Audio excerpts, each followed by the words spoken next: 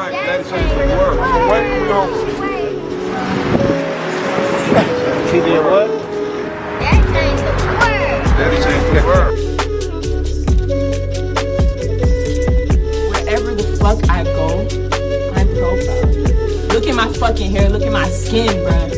This shit, I can't take this shit off. So guess what? I'ma die about it. I'ma die about my fucking skin. You cannot take my fucking blackness away from me. My blackness is not for your fucking consumption.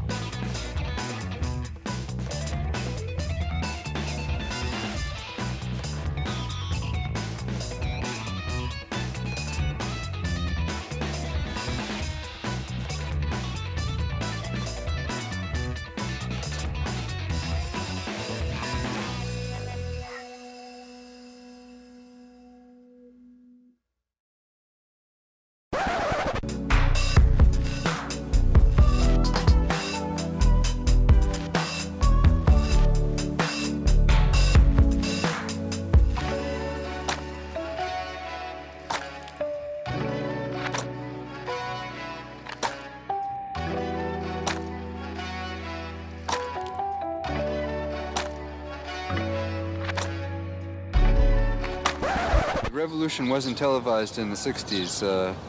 Is it going to be televised in the 90s? Well, you know, the catchphrase, what that was all about, the revolution will not be televised, that was about the fact that the first change that takes place is in your mind. You have to change your mind before you change the way you live and the way you move. So when we said that the revolution will not be televised, we were saying that, like, that the thing that's going to change people is something that no one will ever be able to capture on film. It'll just be something that you see, and all of a sudden you realize, I'm on the wrong page. Or I'm on the right page, but I'm on the wrong note.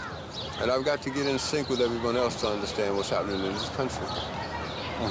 But I think that the black Americans have been the only real die-hard Americans here, because we're the only ones who've carried the process through the process. That everyone else has to sort of like skip stages. We're the ones who marched, we're the ones who carried the Bible, we're the ones who carried the flag, we're the ones who tried to go through the courts. And being born American didn't seem to matter, because we were born Americans, but we still had to fight for what we were looking for. And we still had to go through those channels and those processes.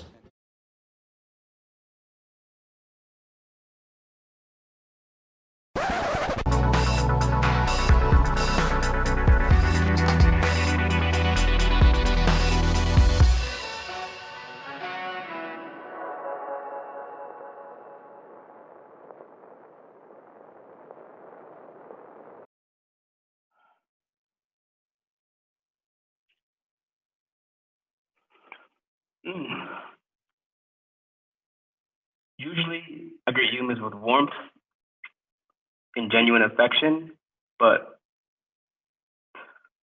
what has brought us here today truly is something that is saddening, you know. So if I get emotional today, just know that you're witnessing a Black man grieving in real time. So 2,200, maybe even 2,500 by now. 2,500 of you guys came through today from Target, New York Times, Viacom, Ogilvy, BBDO, Havas, Apple, Twitter, Away, from all different organizations to join us, to join this organization, not just for the summit, not just for this moment, but it seems like we're creating a movement. And so thank you for being with us and for lighting that chat room up, because there are going to be some rooms you're going to be lighting up after this, after we get through this day. So first things first, being an ally does not absolve you from being a part of the problem. Defining your role in the problem is what today is about. You see, my story, my Black experience, is that I was born and immediately put into foster care. My mother was put into a psych ward. And I grew up in a very wild household. I didn't know what to do, whether it was to be outside on the street or just be in front of the computer, jamming out to Lil Wayne and finding Photoshop. That was where I found solace, with Carter 3 and Photoshop back in the day, designing my MySpace. That was the only place I felt safe until I met my first Black mentor growing up. And he created a space for me to be able to design and learn that where my design was applicable in the economic place, in space. And so I was able to get out of the town I grew up in. And unfortunately, though, I went to college and I was swindled into getting into thousands upon thousands, hundreds of thousands of student debt, interest rates you won't even believe, out of fear of loss, because I didn't want to have to go home back to where I came from. While in college, I wound up living in a 300,000 square foot warehouse in Philadelphia on a mattress. And believe it or not, that was where I got my first advertising campaign in this industry. Hart Hanks on the burbs of Philly, they gave me a contract. I was tweeting from a warehouse in North Philadelphia, selling cars on Twitter. I took tactics that I learned and taught myself in college through art school, being a graphic designer in art school. I brought them onto this campaign and sold cars on Twitter while basically homeless. I had nobody to lean on, no privilege. Literally, if it was gonna be, it was up to me. I parlayed that relationship and in my entire portfolio and book of work that I had during college. And I met someone who founded a digital agency called Teal Orbit. And this gentleman, Yoav Bergman, you know, I'm grateful eternally. He lived in New York, I was in Philadelphia, and he gave me the shot to, you know, run his company and scale a digital marketing agency. So I took everything I had learned from the campaign in my body of work in college, and just applied it, put my head down, and I added as much value as I could. We scaled the company to 6 figures in revenue the first year. By the second year, we had a team of 3 full-time employees, had designed an intern program where people would come through our program and get full-time jobs at other shops. And for whatever reason, I felt like I wasn't myself, and I felt like I couldn't be self-expressed enough. And here's the beautiful part about, moments like this and people like this was when I shared with him how happy I was at that time, because I didn't feel like what I was doing was a reflection of who I was and how I could give back into this community, into this industry. He said, "Built this, Nate. Why don't you just buy it from me? This is yours." And so we worked out a deal, a very fair deal. And I wound up buying this company, and it wound up exploding Pallet Fruit, the agency that we own and operate today. And so that is what allyship can look like. Someone taking their privilege and designing a way, a productive way, a systems-oriented way to help the next man. And so because of that decision that he made, and the decision that I made to be self-expressed and take my career to the next level, I was able to start an agency, activate it, and millions of creative contracts later, here we are today. 2 Tuesdays ago, I woke up in my bed, tears in my eyes. I woke up because I finally felt seen. It felt like non-Black people were truly trying to feel how we felt as a culture and as a community. They felt our sadness. They felt the anger and the frustration of seeing Black bodies being murdered every single day. Then I cried with my life partner, Steffi, for like 10 minutes. And we decided to do something about it. And at the moment, the Avail list had emailed us the day before. And we had been doing these summits already. This was our 5th summit, actually. And we were doing our 4th summit that we were going to plan for this month. We decided to shift gears completely. And 2 Tuesdays ago, we decided to make the Allyship in Action Summit a thing. 2 Tuesdays ago, that same Tuesday was Black Tile Tuesday. And you got no idea how much it hurt seeing brands, organizations, thinking that Black tiles or donations would be enough to reconcile the pain and the suffering of our community and our people. And that the social currency created by that was a driving force more than actually creating systematic and productive change for us as people. And so that just put more fire under our ass. And so we got to work. We hit Bennett up, Leslie Collin up, the Avail list. We all rolled our sleeves up. And here we are today. Today is the day that we really start this movement. Today, we take this back to our companies, back to our agencies, back to our brands, back to our families, and we create change, not just conversational change, not just change for our feelings. I get that you have feelings. Those feelings are real. And we're going to learn how to deal with our feelings. But what's important today is that we come away with tools and systems and concepts around being productive to develop more policies and better productive systems for people of color, for Black people, for communities that have been discriminated against for years in our industry. And so us as a collective, these thousands of humans, thousands of humans have the opportunity to truly make a difference in our industry and in our world.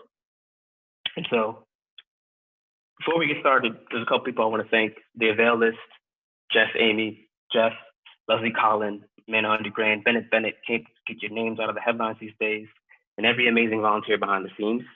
Our partners and allies, One Club, Working Not Working, We Are Rosie, Giant Spoon, leading the charge, Big Fish Collective on the PR, Powell on the PR, the Fellow app, Aisha, and Radcat behind the website design. You guys always kill it. Appreciate you so much. And so the agenda for the day, we're going to be doing an intimate fireside chat with my man Jayanta in a minute. I can't wait for that. We're going to have a bunch of dope workshops for you to learn and take home tools. We're going to have some amazing industry legends talk on roundtables. And we're just going to have some really dope conversations. We just booked our last keynote speaker, Chris Burnett, and she is a killer in this game. She's a cultural and transformational organization professional consultant, and she's going to end off the summit today with a beautiful keynote. One thing to keep in mind is today we're not coming here to talk, because we have something we're going to share with you, and it's a pledge. It's a certification and system that you can take home to your organizations and your brands, and we'll talk more about that later, to hold them accountable in transparency and creating diversity in their workforce. Now, let's dive into our first session. And so I'm really, really humbled to sit down with this next gentleman. I've never really had Black advertising mentors in the industry. I don't have any Black advertising mentors now. And as a fatherless man, mentors were important for me, And anytime I had a milestone or a big step in my life, it was because I had met someone who really, really, really opened up their minds, and not just there for a quick conversation, but truly was opened up their lives and their minds to me. And so I'm super grateful to be able to share this moment with Jayanta and see how far we can get. And so a little bit about him before we dive in. Jayanta Jenkins is the co-founder of Saturday Morning. It's an award-winning agency owned and operated by 4 Black men.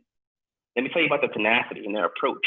It's creating whole new perspectives on Black culture through advertising and in the world. Brands just don't hit them up for an AA campaign. They hit them up because these gentlemen own campaigns and shift cultural perspective, period. From P&G's look to the peace briefs, they shun the game down. So please light the chat room up for the big homie, Jayanta Jenkins. Good morning from San Francisco. Thank you for having me. Thank you for joining us, dude. I feel privileged to have access to your private Instagram, and man, your kid is adorable. If he jumps out, it's because he's gotten bored with Peppa Pig, so he's in the back. Thank you so much for creating time. I know you're a busy dude, and I know you have a son, and I know that's more important than anything in this world. So I appreciate you creating time for us, and I just appreciate you being who you are. And how are you feeling today? Well, really appreciated everything you had to say to set up this day, and congratulations. I feel a lot of gratitude for being able to be on this journey. We've obviously collectively gone through a lot in terms of just the last 6 months, the last 3 months, the last 2 weeks, the last 24 hours.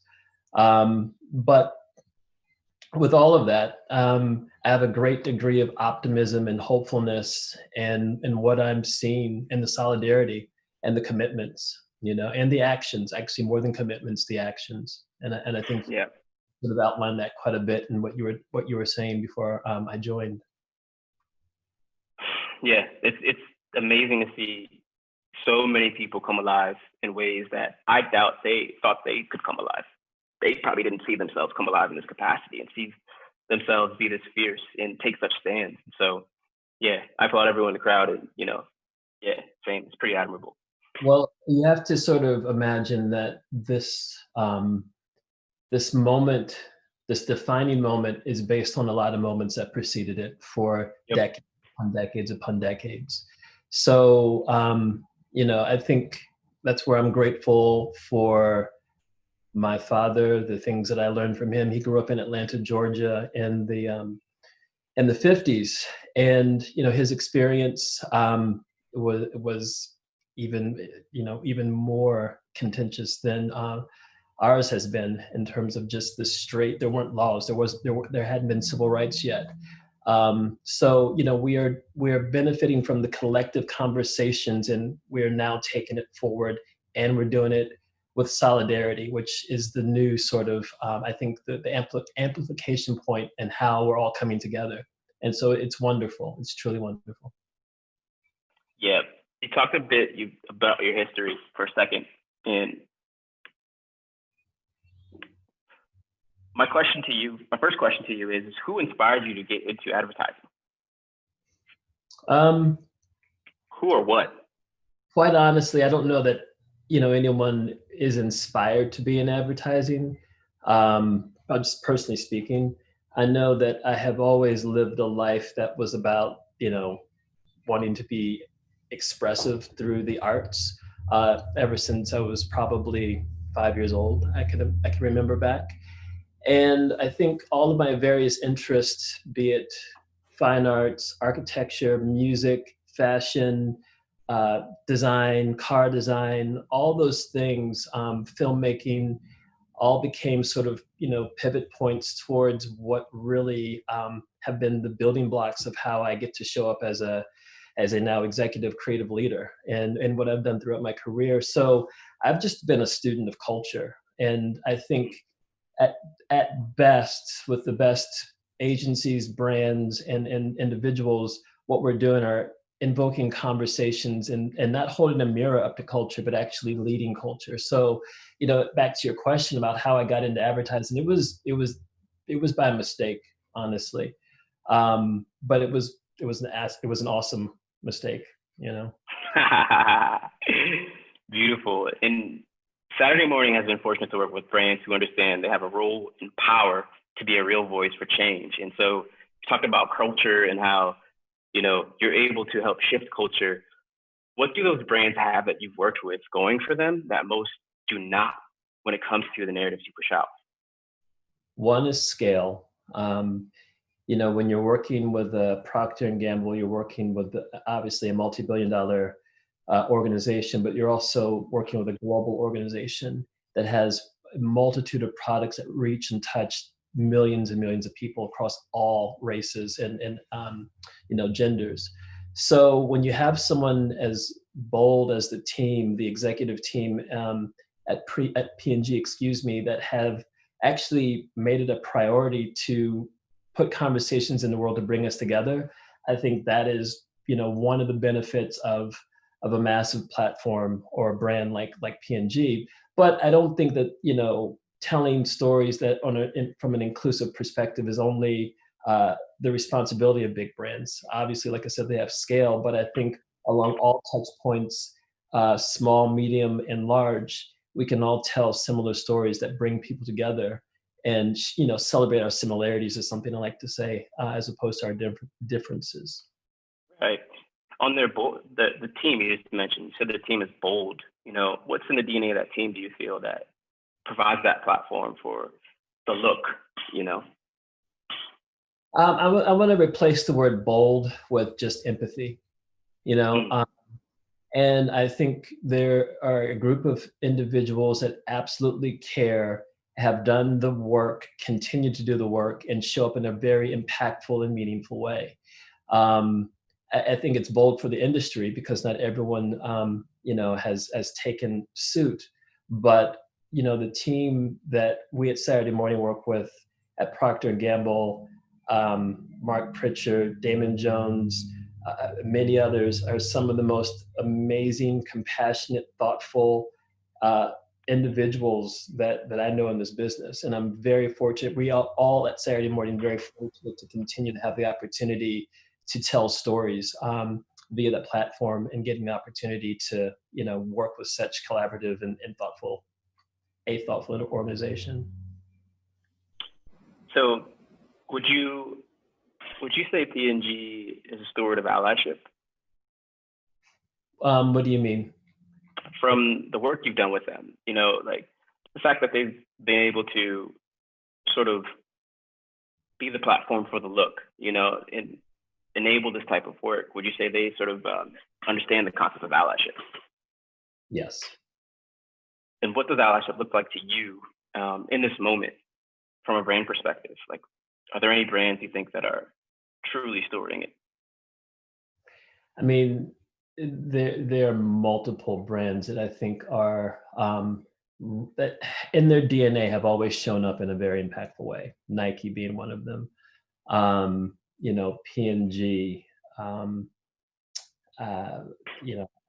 There are many others that aren't coming to mind right now, but those are the two that really sort of like rise to the top for me from just off the top of the head. Got it. I want to shift gears real quick, and because I'm a Black founder of an agency and creative, what advice do you have for young Black and people of color navigating the industry right now? The one that I'm leaning into right now is don't be afraid to fail, because I think it's very important to embrace the sort of losses as much as the wins. I think all of it provides context for the journey. And someone was talking to me the other day about this idea of how difficult it sometimes can be for African American men and women to really get into this industry, and like you said, find someone that gives you a shot. And I would say don't allow that to be something that discourages. It as a means to not prove anyone wrong. That's not what this is about or what the game is about. But I think using all of those experiences to empower and fuel. Because I would say, I've been doing this for at least 15 years. And it has been a journey, and it has, we're a highlight culture. We celebrate the wins. But I think when I look back at my, the last 15 years, some of the most important moments were the ones where I fell flat on my face, learned a lesson, took accountability, didn't play the victim, and absolutely kept coming back, And I think another thing that I would like to probably really emphasize to young people coming into this business is how important it is to begin to think like a manager, to think like a leader, and to have the most highly collaborative sort of point of view that you possibly can. Because over the course of my career, I've done some really fun work, some iconic work, but none of that work would have been possible without building trust, listening, understanding strategy, and just sort of focusing on the business objective. So again, don't be afraid to fail. Be an amazing collaborator. Think like a manager, even if you're not in management. But one of the core components of that is collaboration and listening. And I just don't think you're never too young to begin to think like a leader, as well. And I think these are things that as I do the things that I'm involved in with Saturday Morning and the opportunities that I get in leadership, I'm really thinking about how I show up in a sort of an executive sort of setting to inform an organization and teams, but also continuously providing line of sight all the way down so people understand what leadership actually looks like, what it means, how to get there. And doing great work is the cost of entry. Everything else, is a development process. And I think, again, if you're just starting in this business, what I would have told myself in the beginning of my career is to really fundamentally listen, collaborate, be strategic, think like a manager, and really, find some leaders that you really, really admire. For me, I really admired Mike Hughes from the Martin Agency when I was getting into the business. I love the work of Doyle Dane Bernbach, Bill Bernbach specifically. I love Helmut Krohn. Can you share some of the lessons you learned from them? It's like you love all these people, but what are some of the lessons the tangible lessons that you've soaked from them and now apply in your practice and your creativity? I think when I go through the list of people that have really been influential for me, and they're not just all advertising people, there's musicians, it's all walks of different types of individuals. I think the core thing is having a global mindset is incredibly important, and to really just always investigate and want to learn and make yourself don't be afraid to feel uncomfortable. Actually, that's probably the biggest lesson over the last 4 years that has helped me find a new way to show up in this industry, is really, really embracing discomfort.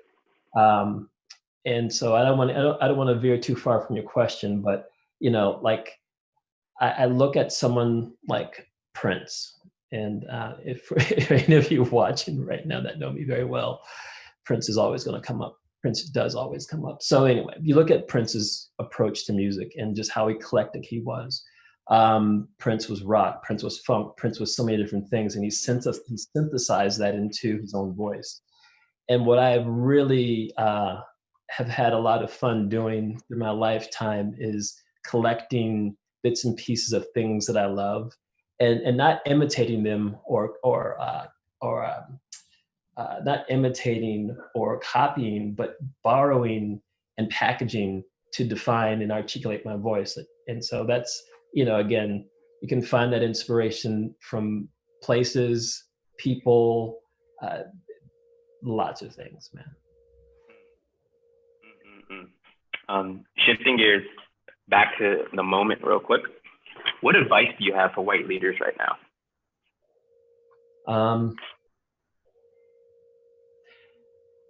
You know what?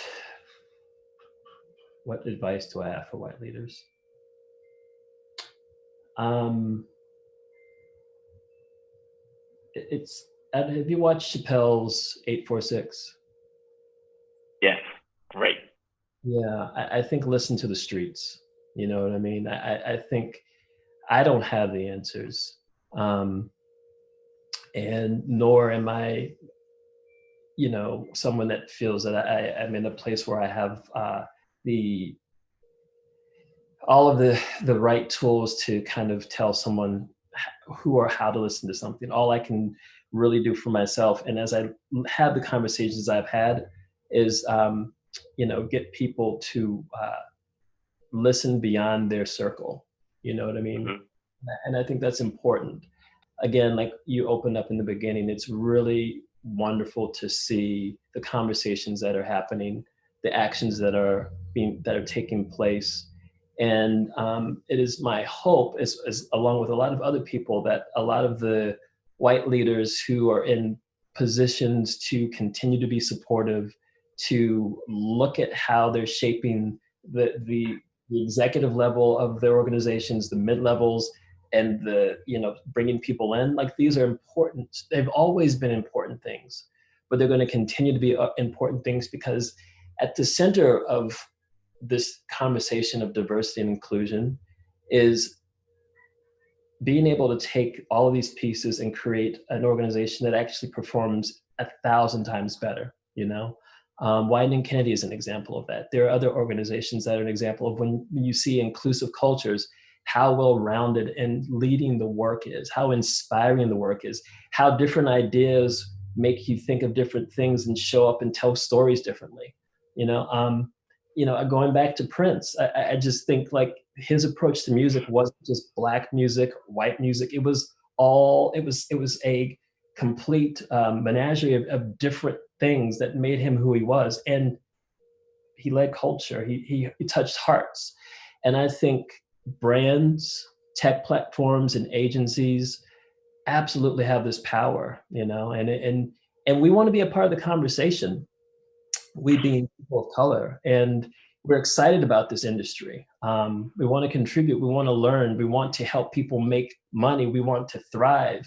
And that's from me to you, if white leaders are listening, that's the thing that I feel is really, really important to continue to support and grow and develop, because it's just going to make us a better industry. It's going to make the work more impactful, and it's going to bring people together in such, I think, a positive way. Have you ever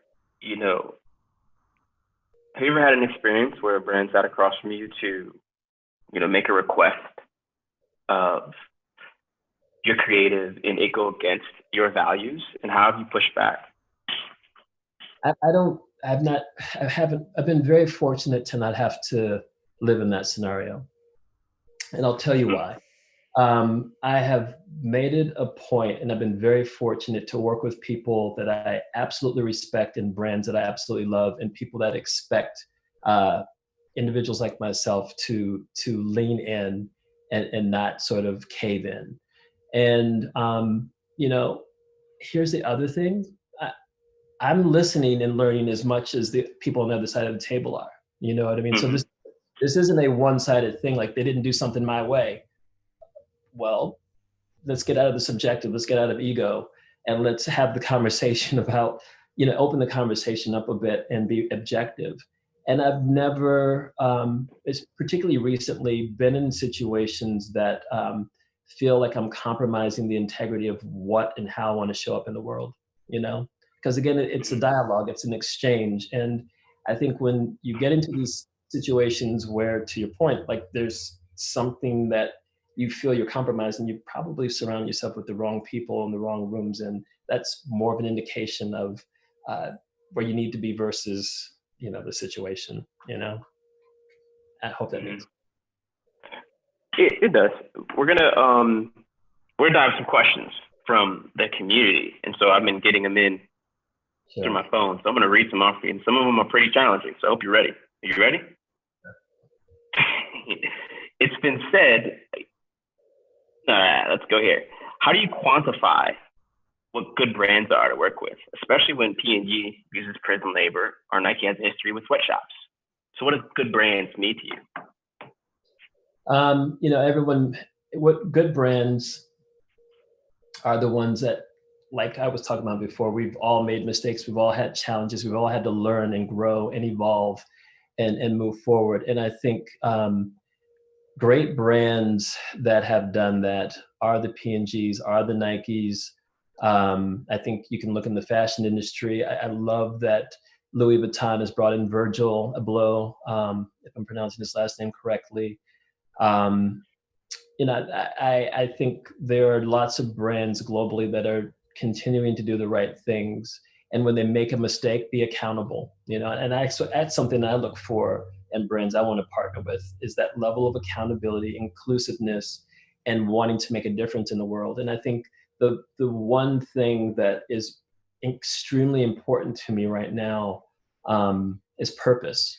And that's, at the center of Saturday Morning is that. And I look for that in the brands that I want to partner with, the agencies, the individuals, all of that. So I think, those are sort of the pillars for me when I identify places and people and brands that I really would love to be supportive of.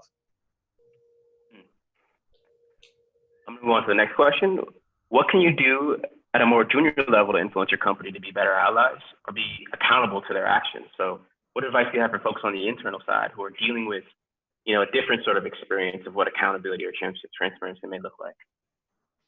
I'll just go back to what I was saying before. Be an incredible student, listen. And I think there are going to be times when it's not about sitting back and letting things happen that don't feel right, but making sure you're in an environment where you can have the dialogue, so you can help people learn from your experiences and vice versa. And if you're not in an environment that is, conducive to that type of conversation, you probably want to find a place that is, because fighting an uphill battle in the beginning of your career, there's some merits to it because there's some learning, but it's not the best use of time when you want to just do the work and learn and grow and contribute, What were some of the battles you had in your career earlier on? A lot of my battles, thank you for that question. A lot of my sort of early on things were just proving to myself that I was worthy to be in the business. I worked very, very hard to show up in a way that felt like I was going to make a difference. And that was for me the number one thing going into my very first job, which was the Martin Agency in Richmond, Virginia. And I was also surrounded by some incredibly supportive people, Mike Hughes, Carrie Fuhrman, Mark Winokur. I had an amazing first experience in advertising. And the things that were difficult that I perceived as difficult back then were just because I was inexperienced, not because I wasn't being given opportunity. Again, I've always entered into this thing as I'm having a dialogue where there's two people on either sides of the table that get to learn from each other. And the Martin Agency was a really interesting place for that to happen. And if I'm not incorrect, I was probably the first African-American hire in the creative department at the time. And, there wasn't any contention. But but there was a lot of learning that was done, and it was wonderful, to be honest with you. That place set me up for the experiences and the points of view and the craft and everything that I'm doing right now. That's cool. That's yeah, cool. It was a phenomenal first job. When you were there, did you have to deal with any tokenism at all? You know, here is Phoenix. Hey, Phoenix. All right. So Jayanta has a son named Phoenix, and he has to take care of him for a second. So we'll be right back. And he's adorable. And he's back. I gotta unmute 1 second. There you go. Yeah, so really great question. Tokenism. Look, I don't do the victim thing, and I never have. I didn't then. And when I would be in situations where there was a need for a perspective that was non-white, I offered it. And I didn't do it with disdain, and I didn't do it, I just have never had that mentality, you know what I mean? So I stayed focused on the work. If people didn't get where I was coming from culturally, I gave them an opportunity to learn. And if that wasn't the thing that was going to be put into the work or not, move on. You know, I genuinely moved on. And I will tell you that the wonderful thing about the Martin Agency and the sort of all of the wonderful challenges there is that organization, those people, the projects I worked on opened the door to Wieden and Kennedy. And Wieden and Kennedy absolutely just exploded, blew up what I thought I knew about advertising, about anything. It was fucking incredible, you know? And I didn't journey through Wieden with a, how can I be Black enough or not Black enough? I came in wanting to focus in on the work. And, I was very fortunate because Nike obviously is a global brand. I got to pivot from, some of the more national brands that were at the Martin Agency to a bigger stage. And it got to, again, I tested myself. I wasn't being tested. I had to prove to myself that I was worthy of being next to a Jimmy Smith, a Jim Riswold, a Hal Curtis. Shout out to Hal Curtis, one of the most amazing creative people in our industry, on the planet. But again, this whole notion of tokenism, I just honestly, like, that's just not my mindset. And word, and I feel that. I genuinely feel that, because I've always operated with a sense of zeal and confidence and thinking of myself being the future of me, and just really living in that experience. So whatever happened in the moment, the weight of that never really got to me. But you said something earlier about, like, when someone sort of had to receive a learning moment. I want to hear about how you designed that learning moment. How did you educate people when someone sort of came at you sideways about your culture or something like that? Have you ever had the experience? So, in a professional setting, can you share about a moment or how you frame that conversation? Yeah, I mean, again, it's those conversations I always approach with a lot of openness, sympathy, and empathy, because there have been things that I've had to learn that I've not been sort of, as I've gone through my life, they're just things that I lack understanding of as well, that I have cultural blind spots, I guess would be the way to articulate that. And I think the first thing, honestly, the first thing is to not think that someone's coming at me with ill intent, and when I do sense the ill intent, it's to then take that moment and to not internalize it in a way that it becomes combative, because there's no learning when two people are sort of going at each other and the other side wants to be right. Right. And so, I think what I've always attempted to do in moments where there was cultural indifference was to provide the perspective.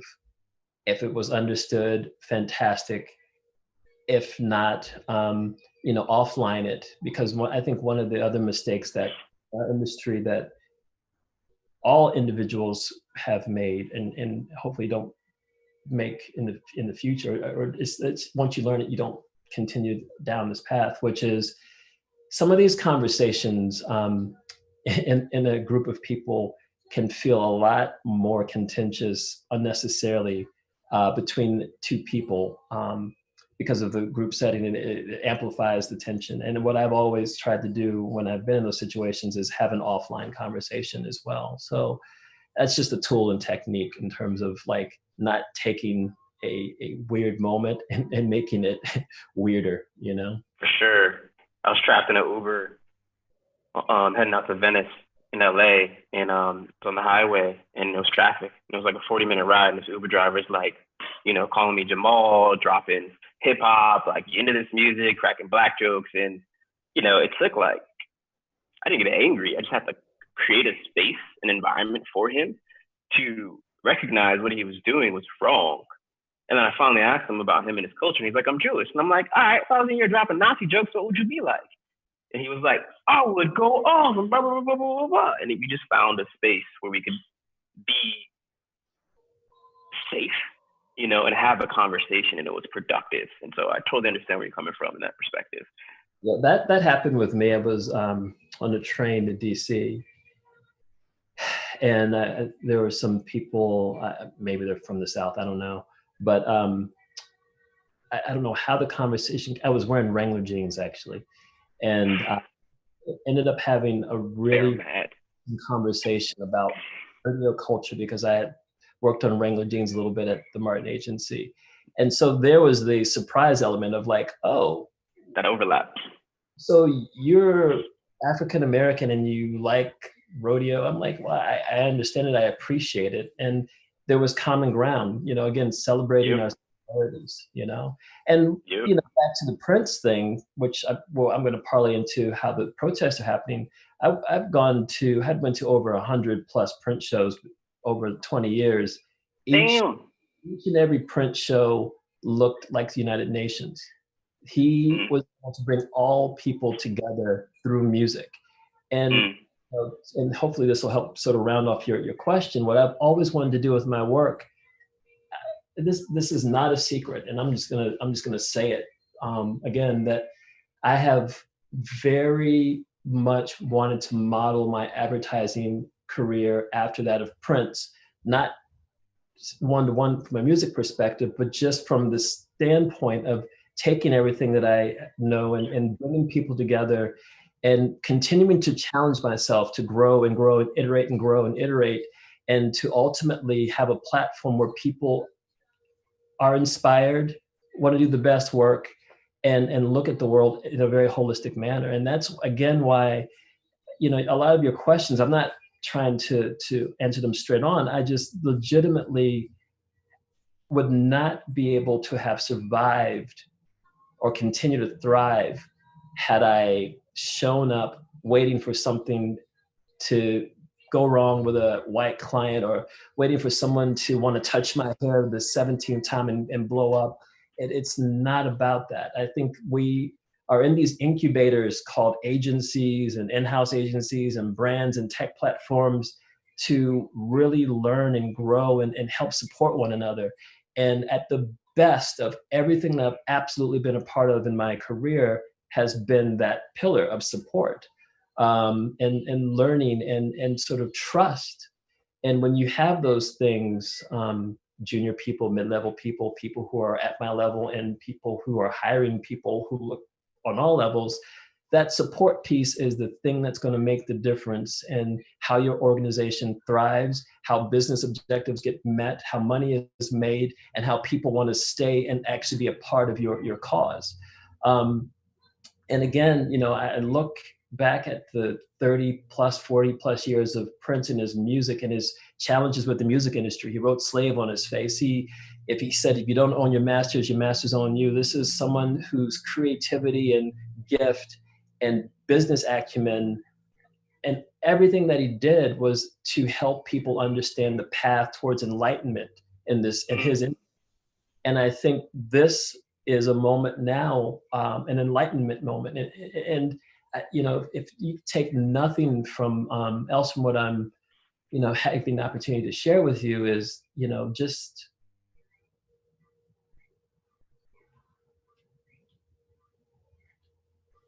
showing up in a way that continues to promote positivity and bring people together and use our work and our platforms to kick ass and bring the world to a higher place, you know, because that's Beautiful. what it's I agree, 100%, man.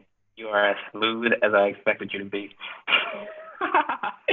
Man, thank you so much, Jayanta. It was such a great conversation, and you know, the level of optimism and truth and earnestness to your perspectives and how you navigate, you know, spaces and places in our industry is beautiful, and I truly appreciate and resonate with it. So, well, keep doing what you're doing as well, and everyone Thank else you. out there who is watching this right now. I mean, we have an incredible gift in the power of the power of the tools of communication in our industry.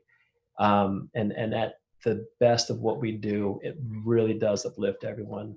At the best, when we support one another, male, female, black, white, brown, yellow, I mean, it just galvanizes and gives us all the ability to rise up, you know? And I'm very excited to see how we pivot into this new paradigm.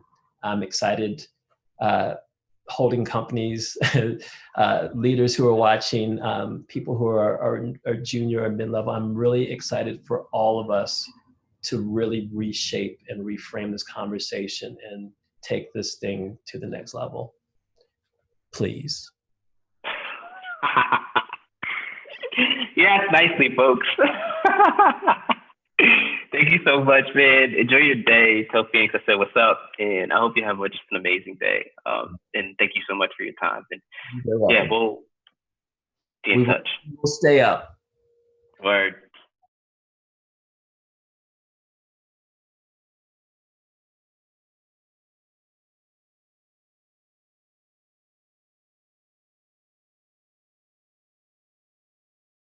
All right, so that's us wrapping Jayanta. Thank you so much again, Jay. And again, tell your son what's up. Man, you know, my biggest takeaway from that conversation was to truly understand that your whatever your circumstance, there are definitely going to be challenges. And there are going to be pockets and moments of pure enlightenment and optimism that you can step into, sort of dig in and find the right people, you know, in places and spaces for you to be able to find your feet and dig in to get to that next level. Because the reoccurring thing that Jayanta was speaking to was every time he made it to a new, sorry, Bennett, you gotta chill for a second there, homie. Anytime he made it to a new level or a new space, he had a community of people at his next agency to support him and enable him to the next platform. And so you may not have that platform or that community in your agency or at your brand right now, but now we have an entire movement. We have an entire community around the Allyship and Action community for you to be with and take a stand with, to learn and grow with, so you don't feel like you're alone in challenges when people are trying to touch your hair. So don't think that you're alone in dealing with the situation. Don't think you're alone in your allyship, because there is a huge community now, a movement that you get to be a part of, whether it's 600 and Rising or whether it's the Allyship and Action community. So please note that, you know, that optimism and that space of enlightenment is right there for you. And now we have more opportunity to dive into it. And so now we're going to go into our next session, and super, super excited for this next session. It's about how white people, leadership specifically, can be allies. And we're going to admit Rob in. He's jumping into the Zoom real quick and make sure his video is off before we dive in. But so the next session is called "How Can White Leaders Be Allies?" And hey, everyone's jumping on early. I'm gonna turn my video off. And so Bennett is our moderator for this next talk. He's the co-founder of 600 Rising, and he's the co-conspirator in this revolution. And I'm super thrilled because this guy can't keep his name out of the headlines right now. And he's just, he's just found our way into Steffi and I's heart.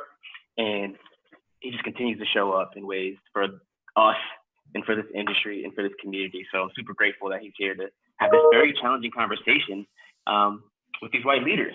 And what's interesting about this conversation is we actually had other people lined up, and some of their publicists said they didn't think it was a smart idea to sit next to other white leaders.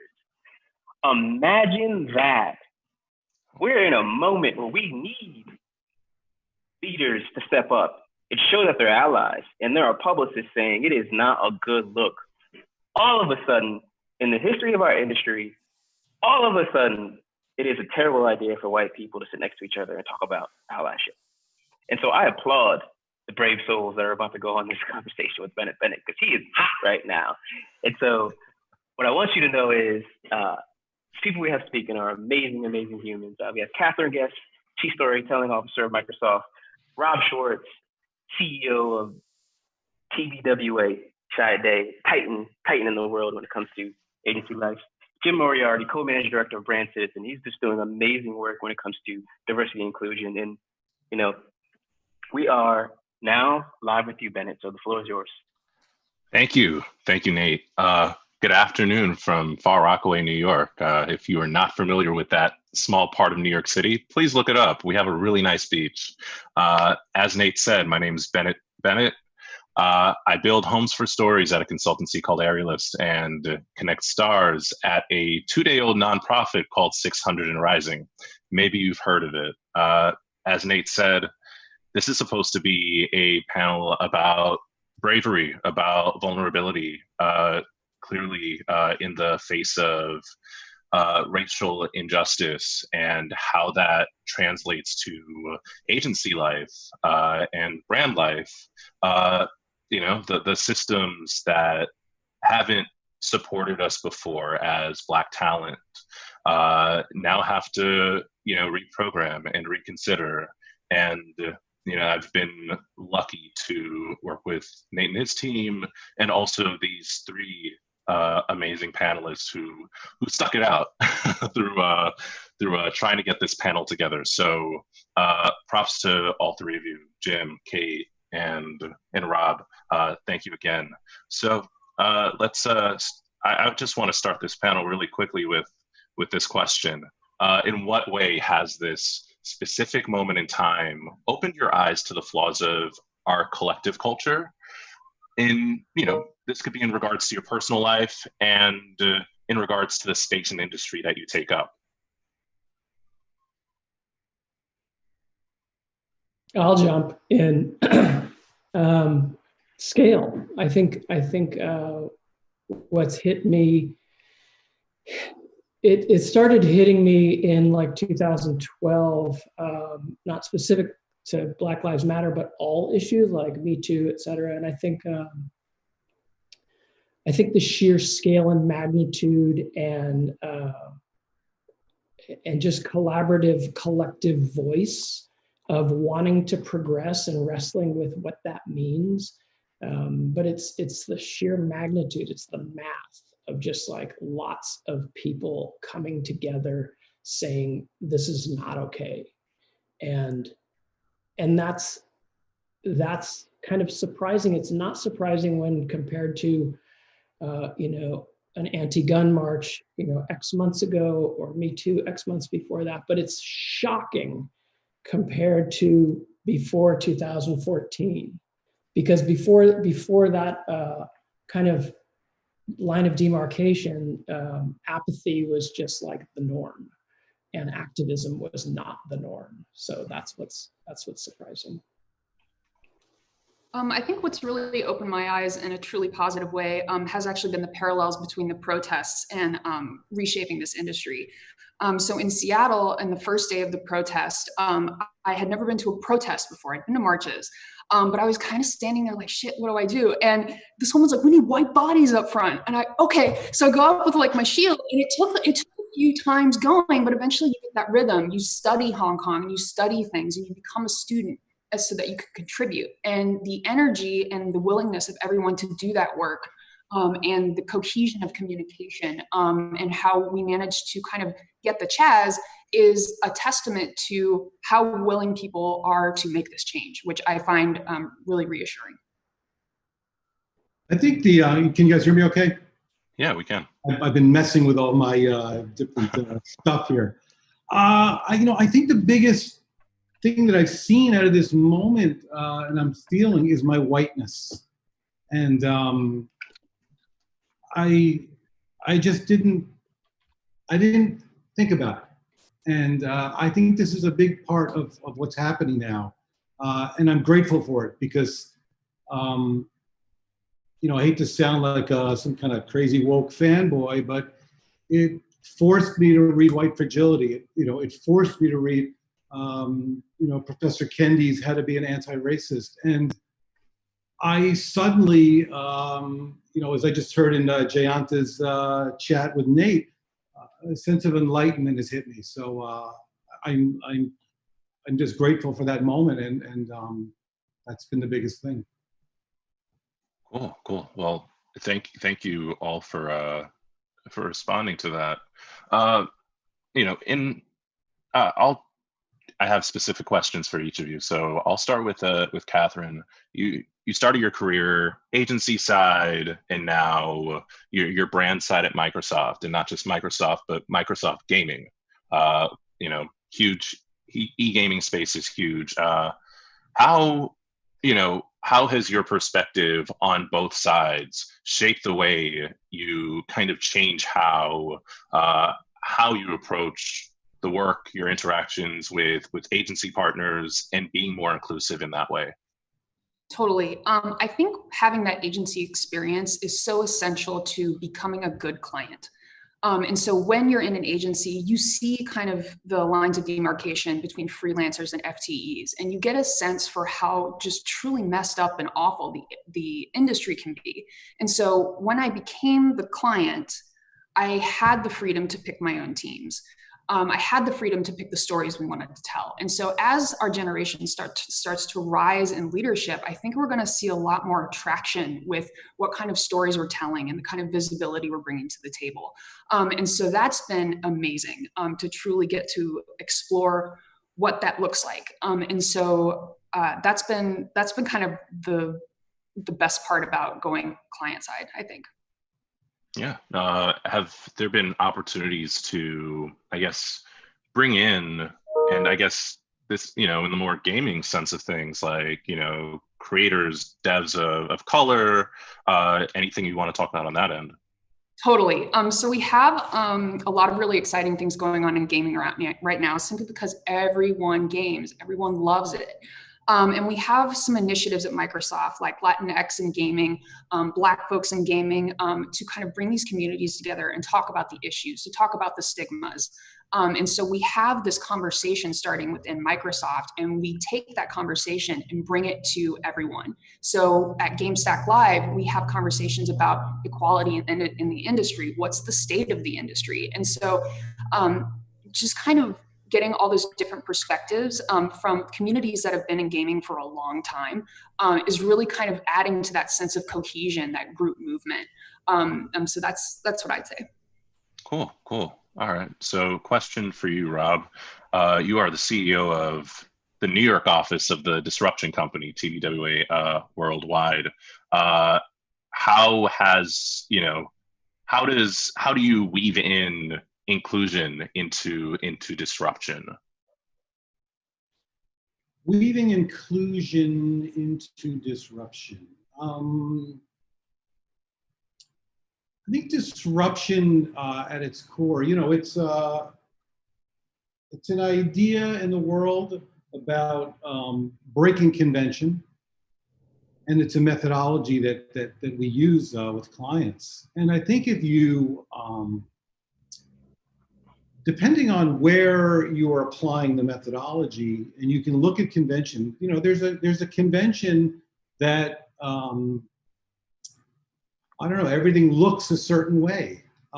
Everything looks, you know, in our business, the kind of the, let's call it the legacy of Don Draper, of this sort of shiny, happy world is a convention. And when you apply disruption and you go into the methodology and you start to break apart, you know, what really is the consumer doing? What really is the culture doing? What really is going on? You start to unearth that the conventions of, you know, kind of a white picket fence, you know, America is not real. So inclusion suddenly becomes baked into the solution because you are trying to break through and disrupt the cliche of that kind of world. So when you use the methodology and you apply it to just kind of a conventional way of looking at the world, inclusion is going to be baked into the solution. Yeah, cool.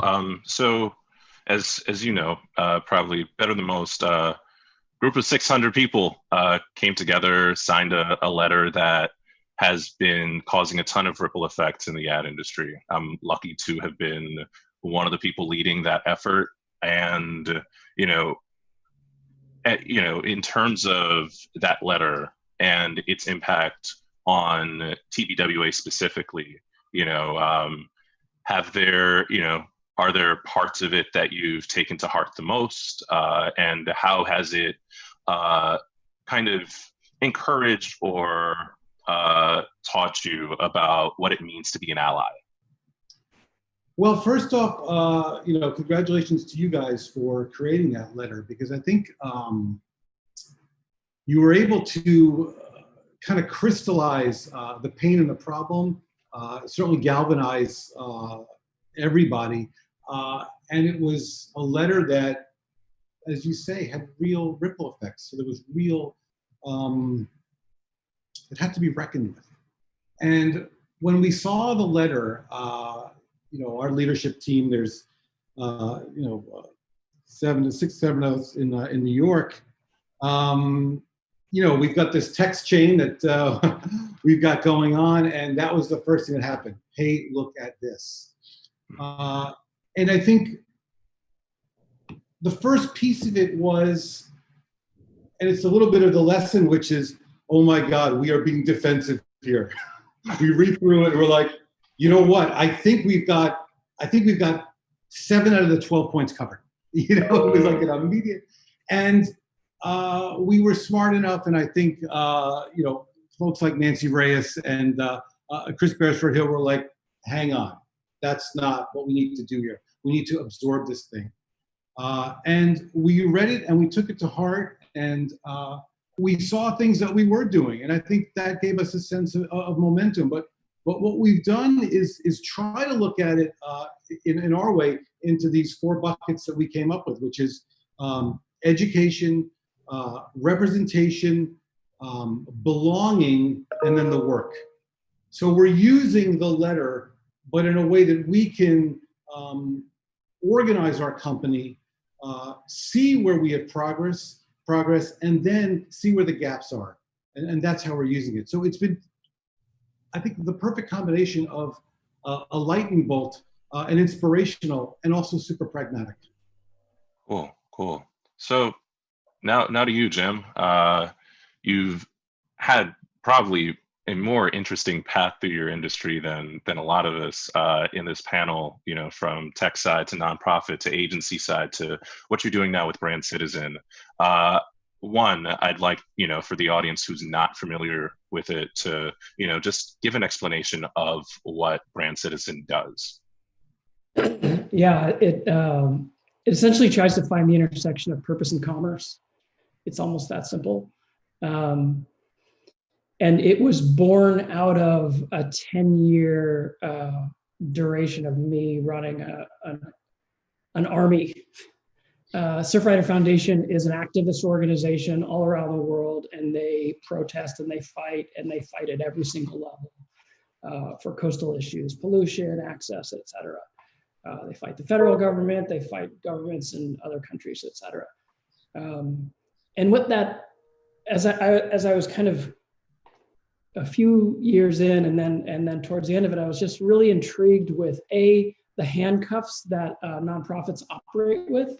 When people make a donation, they usually look at overhead instead of impact. So I thought the model was actually architecturally flawed. And then the question is, okay, so what are the largest levers of change that you can work on? And the theory that we believe is that brands are that. And not that brands are doing that, but that the potential exists for that to happen. And so we started that process about 5 years ago within 72 and Sunny, and then we just spun it out, Alicia Greenwell and I, as a standalone entity. So it's really just trying to wrestle to the ground with a bullshit detector redlining, because we know that people don't believe it, and that's good. What do brands care about, and how are they proving it, and what are their actions, and like, what's the actual mile markers of progress? So. Cool. That being said, you know, we are clearly in a moment where talent activism, so to speak, is starting to rise to the surface. And brands over the last 2 weeks especially have, I don't want to say capitalized on the moment, but it's hard to think in a capitalist society that, you know, a brand won't take an opportunity to step in the ring and say, hey, you know, let's be in the moment. So what is your advice to anybody brand side who cares about the movement, maybe genuinely, but, you know, integrate that sort of movement, that sort of activism sense into what they do as corporations? Yeah, I mean, there's a lot in that question. It kind of assumes that brands, kind of know who they are, their essence. They remember kind of why they came into existence and how issues like this should be kind of voiced and acted upon. And I think all those assumptions are essentially flawed. Because most of the conversations we've been having were people saying, wait, if I do this, then I'm an opportunist, and if I don't do this, then I'm insensitive. So they were just paralyzed, deer in the headlights. And I think the essence of the answer that we tell people is, you need to actually be more than a commercial entity. You need to actually kind of give a shit about these issues.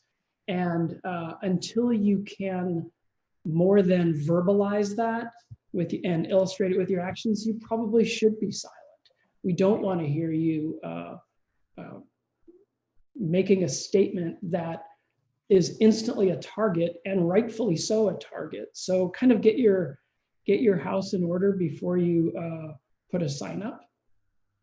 Yeah, I don't want to, you know, single out any brands, but from your perspective, are there brands that you have seen that, you know, are acting as much as they are standing with, you know, black people or the issues in general?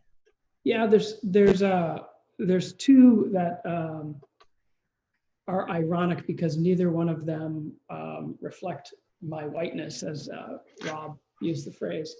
One is the Fenty Savage collaboration. Fenty is an organization that, for me, when it came into existence, I was almost shocked. How is it possible that this didn't exist before? And then the Savage collaboration with different sizes of women did speak to me personally, because I have a son with special needs, and inclusion takes a lot of different shapes and sizes. And so Fenty Savage was one. And the second one that I absolutely adore is Curlfest, which is, I don't know if they're a nonprofit or a commercial entity.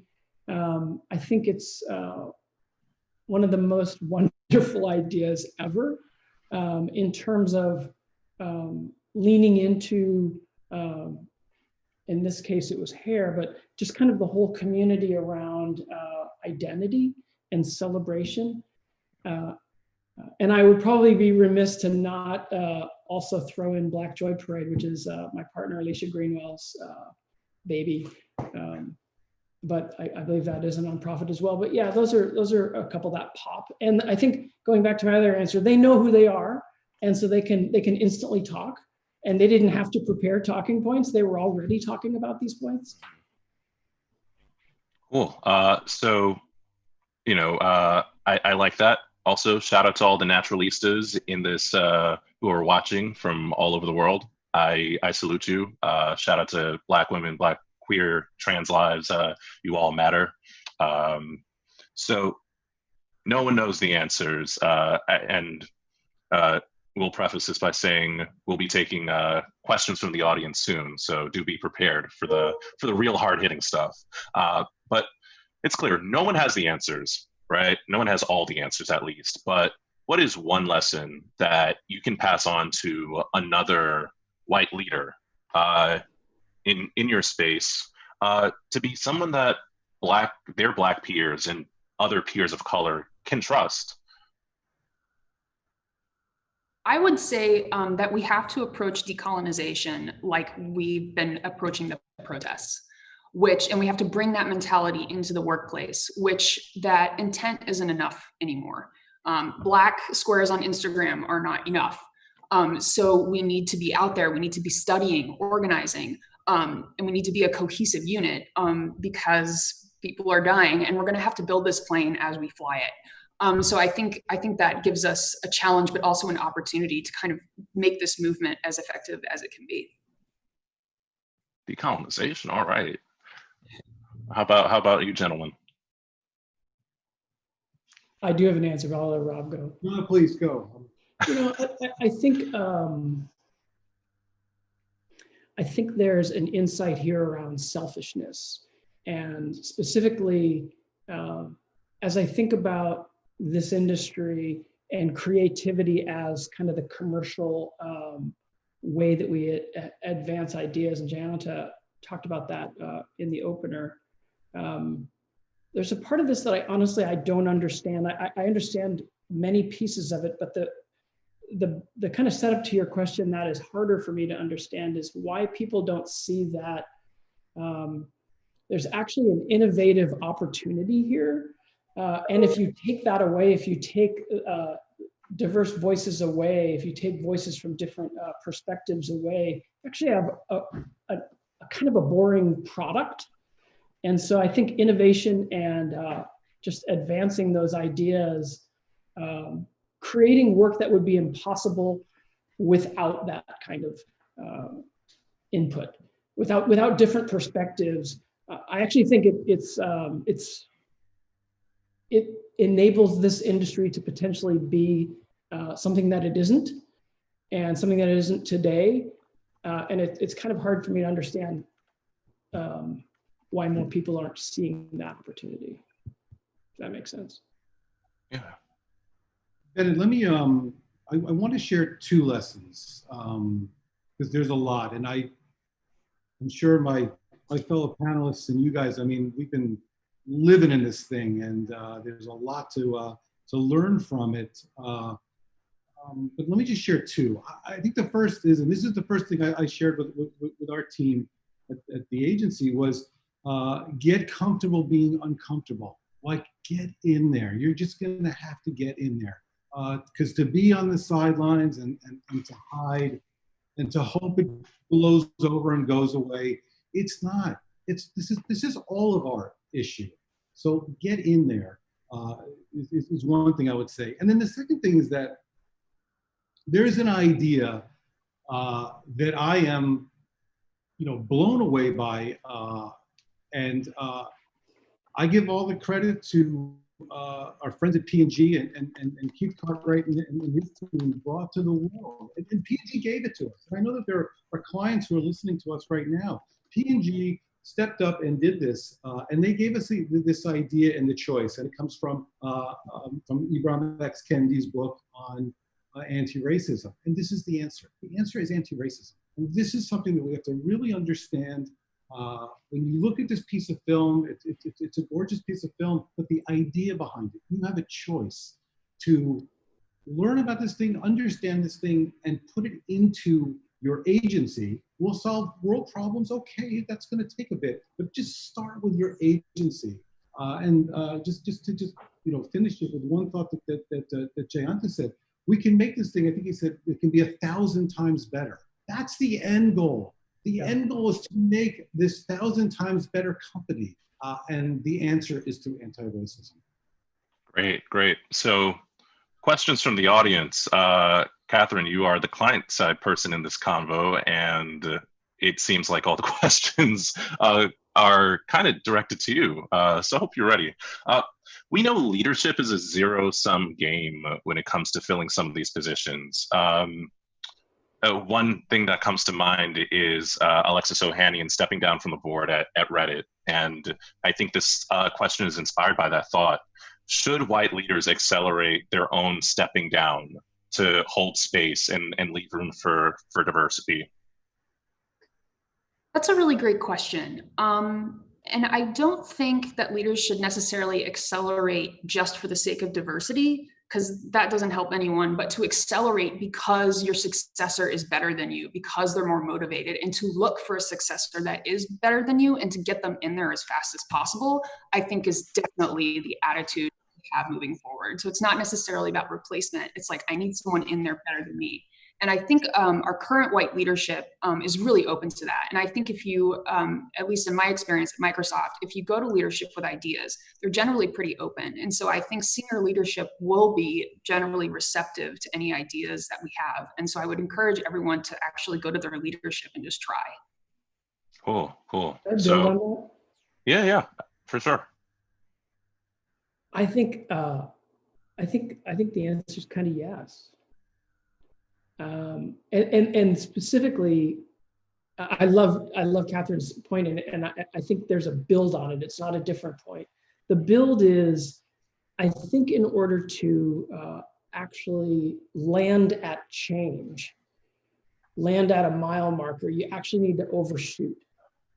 And I think if you're aiming for this line, you're probably going to come short, and that's always going to be the tension of going. And I just celebrate the idea, kind of more radical ideas or more ideas that push past in order to get there faster. So I think it's a really interesting idea, and I think it's cool. I like it.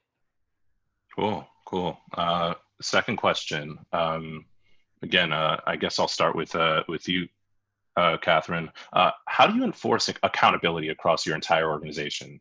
You work across Microsoft Game Stack, right? So, how do you make sure that not just the junior, mid-level talent, but even HR and operations, how do you make sure that everybody has a role to play in allyship and bringing in diverse talent? Another great question, and such an important part of the allyship mission, which is checking the people around you. And making sure that allyship is within the culture around you. And at Microsoft, we have a lot of people who are really into that. And so luckily we've created this culture of almost radical accountability. And we like to use the term growth mindset, which means that no one's an expert. We're always growing, and that you're never a good ally, because you're never done being one, and you're never done learning. And so I think as long as we have that attitude, we can hold each other accountable across the organization, not in a necessarily rude way, but a message like, hey, just FYI, like this is a thing. And so that open communication and open dialogue, I think will get us really far. It's gotten Microsoft far. And so I think just that kind of attitude will have great results. Yeah, no, I like the constructive nature of that. Anybody want to follow up with that, Rob or Jim? Yeah. I mean, I think we're going to have to at some point have some KPIs, and apart from your letter, I was really moved by Omar Johnson's letter, and I thought that in his letter he made the call that we need to solve this challenge like a business. So I appreciate the idea of there's got to be KPIs, and I think that again, like your letter, this balance of the emotional with the pragmatic. Yeah. I'll jump in. Sorry. Go ahead. I'll jump in and just say, I think along with the spirit of the letter, Bennett, there's math. And honestly, I love the idea of a neutral third party ranking. That's how we achieve change a lot in the environmental movement. Is there's a carrot and a stick, and and we're going to use both.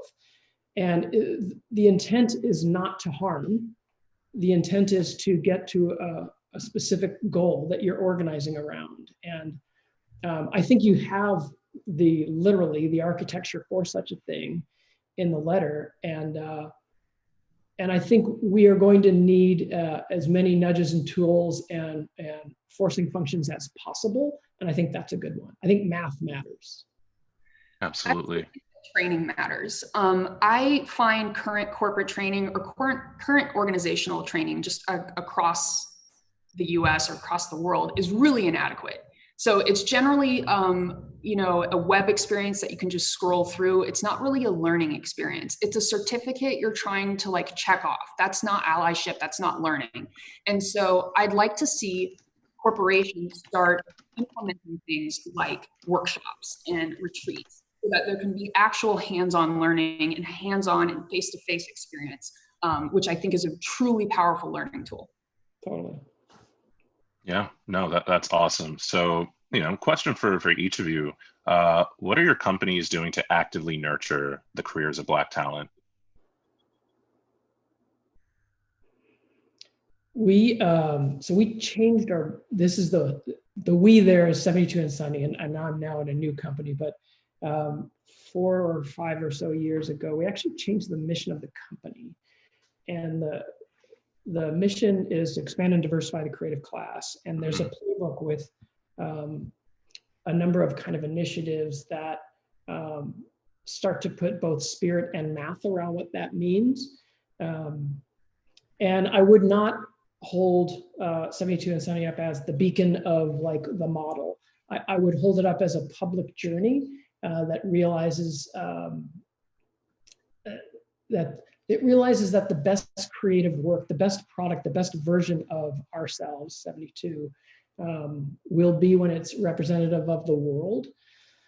So there's all kinds of things through that. 3%, One Club. One of the ones that I personally love the best is a partnership with Gina Davis Institute, which is again using math through a partnership with Google and looking at film of like not only who's speaking, but who's in the background. And that has enabled just accountability. Yeah. Cool. Mm-hmm. I think in Microsoft, I'm really excited about the programs we have. So we have what's called an ACE program, which is for people in college who, like, we all know the internship game is bullshit. And so Microsoft does this thing where they skip internships, just come on board and we'll finish off like the last 2 years of college with hands-on experience. And so Microsoft has all these different opportunities for students to take advantage of, interns. And so it really at every level, there are resources and groups for people to take advantage of. And God, can you imagine if all of us just started a group at our place of work and actually made a difference and made each other a resource? So that sounds amazing to me. I miss clubs. I think ERGs, which shout out to one. I know Jim mentioned the creative class initiatives that 72 and Sunny put together. So a shout out to my friends at Concreates, which does have a partnership with 72 and Sunny. They're an agency that's specifically made and built by ex-felons and convicts. So, much love to them. Shout out to Nathan Young, who co-wrote this for me, co-wrote that letter, and is my co-conspirator with 600 and Rising. So quick shout outs to them.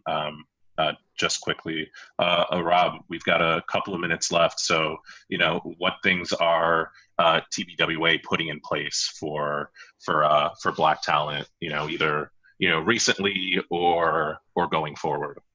Yeah, well, listen, it's the right question because I think we're pretty good at recruiting. We've got good relationships with City College, another Alma mater. No, there you go. The big program, Nancy Tagg, Prep for Prep. We've got some good stuff there, and then I think we're good as a collective at TBWA. There's a number of different learning programs that we're going to push more people of color and Black people into. Where I think that we've been unique, and I think where we're getting more momentum is through mentoring and coaching. We set up something called Circle of Women, and right now we've got a nice program that helps people with more executive coaching and mentoring, which is working, I think pretty well. But as Jim said, this is a journey, and I don't think anybody's satisfied with the training programs. And as Kathryn said, it's the intern programs have been a little too, wink, wink, let's bring in this person. This year, for the first time, we didn't go that way. We kept our intern program, and it's, I think, 80%, people from, typically, underrepresented backgrounds. So I think there are these little interesting steps that we're starting to take, and I think education is what we're going to have to deliver because we're broke. I hear you. Well, thank all of you for your bravery, for showing up and sticking this out with me. I'm going to hand this over to Nate, and thank you to the audience for staying tuned. Thank you, Matt. Thank you so much. Thank you.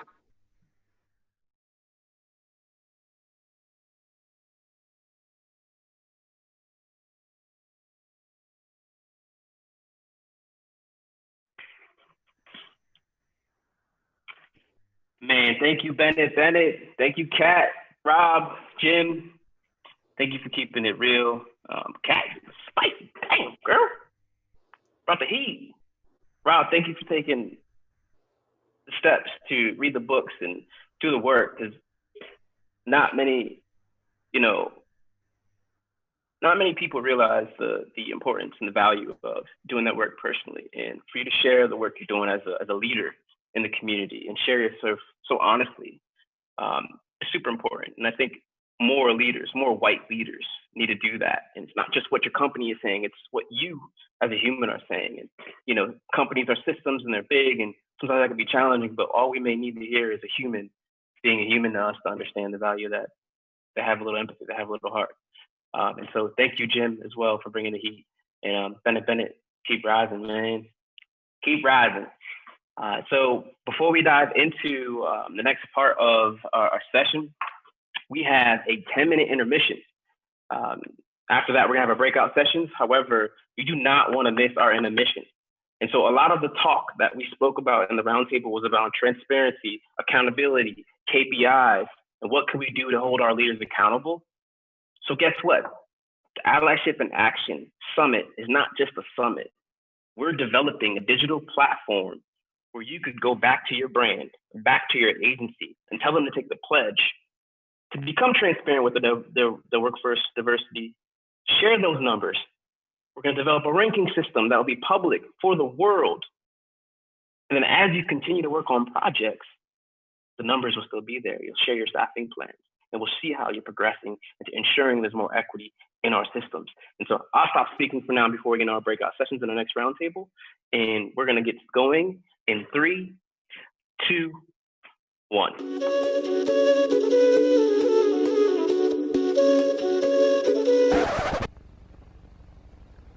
When you wonder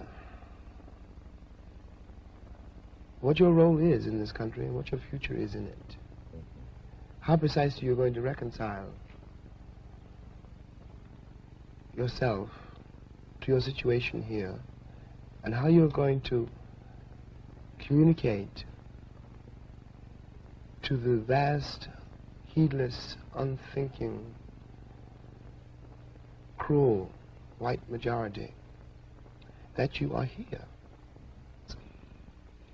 I'm terrified at the moral apathy, the death of the heart, which is happening in my country. These people have deluded themselves for so long that they really don't think I'm human. are at basis on their conduct, not on what they say. And this means that they have become, in themselves, moral monsters.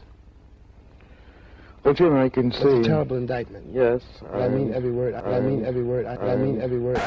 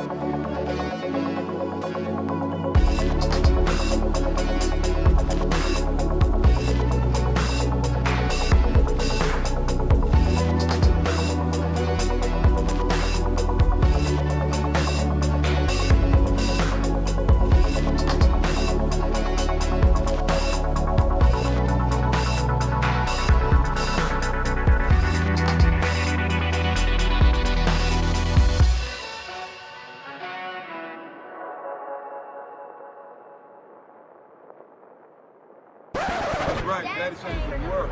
Wait, we don't. He did what? Daddy changed the world. Daddy changed the world.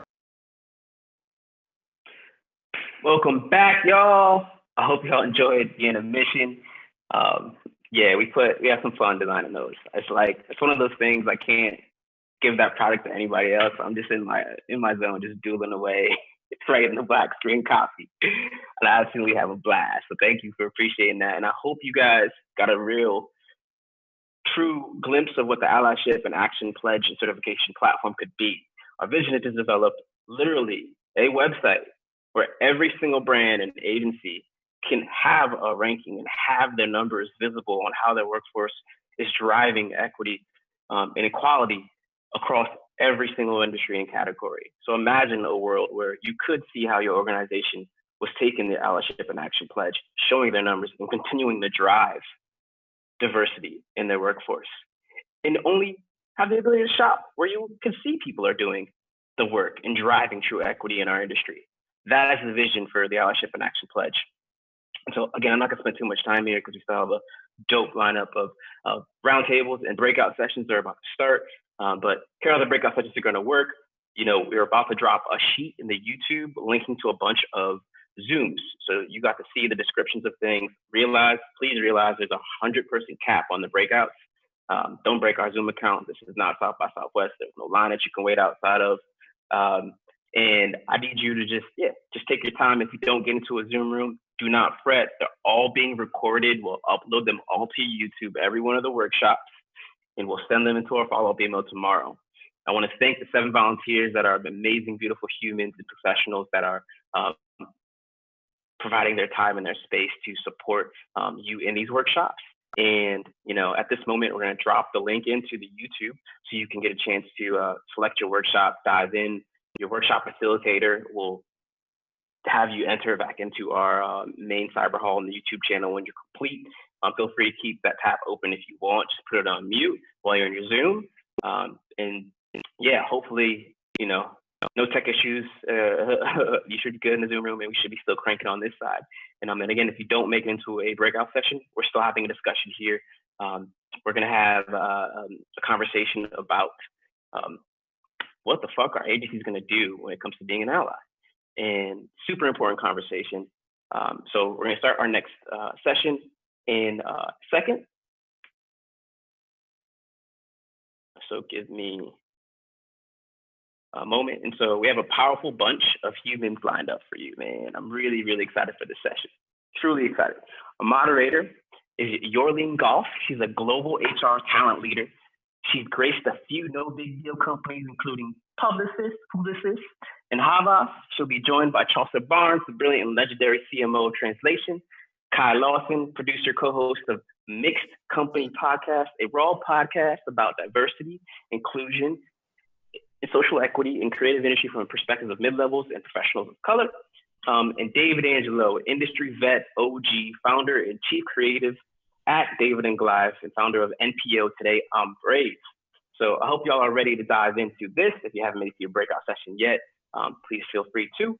Again, if it's cats, stick around. We're gonna have some fun here. And so this is gonna be an amazing conversation around brand accountability and workforce diversity from the agency side.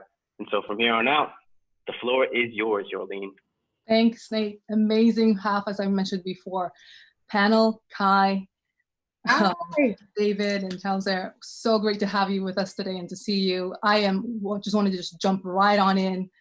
Introductions have been done. Let's talk about what's going on. There's been some blown up news, as you may have read this morning already, and Ad Age and all of the other news media going on there. And a ton of organizations out there are claiming to begin to drive diversity and their workforce. From your perspective, and anyone could join in and jump into this one, what are crystal clear sort of no-fly zone in recruiting Black employees right now for you? I'll go. A no-fly zone is let's try to stay clear of quotas. Let's not go back to the early 90s where we're just checking boxes and adding numbers. I think our understanding of what inclusion looks like has to evolve. beyond data. I know we are focusing a lot on show us data, and yes, that is important. That's important to set a baseline. That's not important. That's not the most important thing when it comes to setting an example. So stay clear away from just trying to get your 5 Black people in the door and calling that diversity. Can I join in? Please. Because I absolutely love what she just said. Is first of all, thank you very much. I'm so excited to be part of this. It's the biggest watershed moment of our time, and to be part of such a transformative change, to me, I just think it's just amazing. And so I'm so happy to be part of this. I share the same sentiment about the notion of meeting quotas and box checking, because I believe that at the end of the day, as a CEO, as a white CEO in our industry, that we have to look at accountability as something that's a choice and not something that we have to do. And I really believe that when you go even deeper into that, and it really starts with me as a leader before I can understand what I have to do, I have to go deep within myself and to really examine who I am at the core of my essence. And what I am is I'm empathy. And when we understand the idea behind empathy and the fact that we are that, right? And from empathy comes love, from empathy comes compassion. Empathy is all about the we, it's about unity, etc. And when we understand that aspect, then we can truly get to the heart of the issue, because we're looking at it from a level of understanding that has no judgment, it has nothing. And so what I did is I went deep into it, and I started to examine what it's like to walk in the shoes of a Black person. And when I understood that, it took me even deeper, because I started to think about the wrong that has been done over the centuries. And I started to think about relationships that I have with my Black friends for decades that I never even thought about how they were feeling throughout the whole time, because I was just going through my life. And the more I got into that, it gave me an even greater sense of understanding that we were all empathy. You know, somebody said the other day, they said something about empathy being a skill. It's this thing that we can learn. It's not something you learn. That's like love. That's like, love being a skill. Love's not a skill. Empathy is who we are. And when we understand that, then all of a sudden we unlock our empathy, and from there comes action. And when you look around the industry and you go, okay, where is this coming from? Where's this reaction coming from? Is it coming from ego, which we know at the end of the day, there's ego and empathy. Ego is more fear-driven. Ego is more about me. Ego is more about self-serving. How can I get attention, etc. Or is it coming from empathy? And so you can easily see what's coming from ego and what's coming from empathy. And I believe if we as people can help each other unlock our empathy, and as me as a white leader, my number one goal is to start from the top, unlock my empathy first, and from there I act. From there, I help inspire other white leaders out there to unlock their empathy, to create even greater sort of movement for empathy, because I know at the end of the day that we're so much stronger together than we are apart. And so operating from that core, and if we do everything from that core, then we go, okay, so how do I apply that to my agency? How do I apply that to our nonprofit? How do I apply that to conversations I have with clients? And I think you've got to go to the core of it first, to then be able to address that in the most authentic way possible. Yeah, I'll let Chance answer. I mean, a lot of organizations right now and CEOs, and I thank you for being on board, is they're pretty much focused on revenue. So how do you convert empathy? At the end of the day, all these conversations are taking place. And again, the news is out there about, 30 mil being spent to do XYZ project. But at the end of the day, how are we, from a talent acquisition perspective, when we're going out making our staffing plans, how are we really going to actionally go ahead and open opportunities for individuals to truly be given the opportunity to be evaluated as any regular person who has the skill, versus just sort of coming in and being responsive to numbers, as Kai said, being reporting how many people we spoke to, how we have color, or so forth are coming through. Charles, I don't know if you wanted to chime into that. Well, actually, if you don't mind, I'd like to go back to no-fly zones. I've been thinking a lot about no-fly zone. Yeah. The first thing I'll say is, I'm from the South, and I like to phrase things in positive. So, I always grew up learning, you don't have people over before you clean your house. And one of the big things that I think, you know, are overlooked while people are trying to kind of ally one another and fill the funnel, if you will, with all this new talent, is they haven't really patted themselves down. They haven't really patted their space down, their infrastructure down, to make sure that it's actually going to be welcoming and a fruitful environment for all of this talent they're trying to beckon in. And you know, as one sterling example of that, I, for example, I worked at the Martin Agency. And I love what Kristen Cavallo and the rest of the team has done to kind of reform the Martin Agency since I've been gone. But that having been said, you know, I came to Richmond, Virginia, which we've all been seeing in the news with the monuments, etc. What you're seeing are people renegotiating space and renegotiating the things that fit in our gaze and the things that are allowed to stand. And to see that today, having lived in that environment, was truly special for me. But it's not lost on me that the Martin Agency itself, the physical building, sits on a former slave auction block. And so if you're not ready to purify that space, and I'm saying that from that's a metaphor right now, but yes, go get your sage. Yes, put up a plaque, reclaim this space. And you know, the energy that is in that ground seeps into everything that you're doing. And so you need to be looking at your space, your place, the artifacts you have around, whether or not your infrastructure from, you know, everybody's talking about the role of HR in terms of finding talent. What about the role of HR and making sure and upgrading, and maybe this benefits everyone, your the premiums you're paying into your healthcare system to make sure that mental health solutions are available for your staff that acknowledge the fact that some of your Black staff are going to have uniquely consumptive problems and challenges that they need that mental health advocacy for. So I think that's the biggest no-fly thing. I love all of the zeal and passion I'm seeing around recruitment right now and bringing people to the table. Let's make sure we set the table the right way.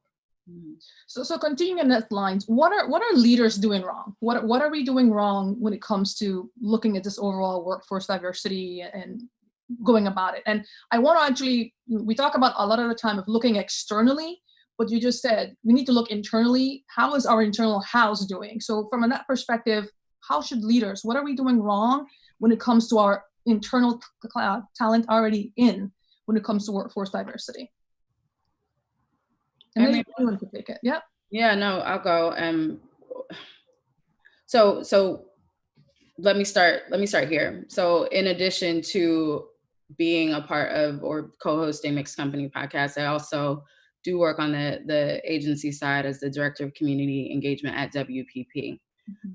Which is a role that I thought very long and hard about, because the reality is on the podcast, we take a very critical point of view on inclusion and the state of inclusion, which seems very cyclical, as if, you know, everyone talks about having the same conversations for 20 years. Someone mentioned last week, they're like, you know, I've been doing this as long as you've been born. And I'm like, 33 years? Wow. You've been having this conversation for 33 years? And the movement, and there hasn't been much movement. We're still talking about taking the first step. And I think what leaders are getting wrong is that we're not getting beyond conversation. Not getting beyond conversation, and we're not getting beyond discussions or action around recruitment. We want to focus on entry level. We think that the problem is that we're not bringing in enough interns, and we're not partnering with enough third-party organizations to find Black and brown faces or diverse faces to, you know, fill our summer internships. And that's not the issue. We do a great job of finding interns.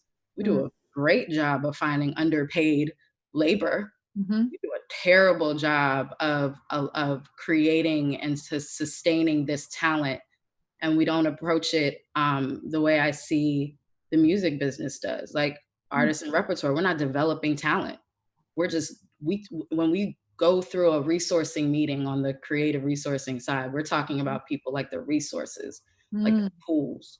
We're not thinking about the lives of people who need to be developed, who need to learn more to add more value to your organization, and who have this historical context that, you know, if you're working on a client today in 2020, you want that historical context to be applied to that same client, hopefully 15 years down the line. And what we do is we plan for people to just be around for 12 to 18 months. And we're just turning people around like they're just products. And that's what's unfair. And I think if we start to take inclusion out of the HR arm and stop thinking about it like it's one person's job or two people's job. Yes. And if we start to hold ourselves accountable at every discipline and every team within an organization, and each team is responsible with holding each other accountable. Yeah. And we think about the lives of the people that we're affecting when we speak about inclusion. I think that we'll be able to take a step 2 and a step 3, and then stop patting ourselves on the back for taking a really good first step. Yes, David, yes, go ahead. I love what she's saying, because when I think about the same conversation for 33 years, I was a creative on Madison Avenue back during the Rodney King riots, and to live through that and see that we're still in the same place today, we're still having this conversation. I think about what is our commitment at the end of the day, and we could look at making the changes internally, which I absolutely believe is crucial.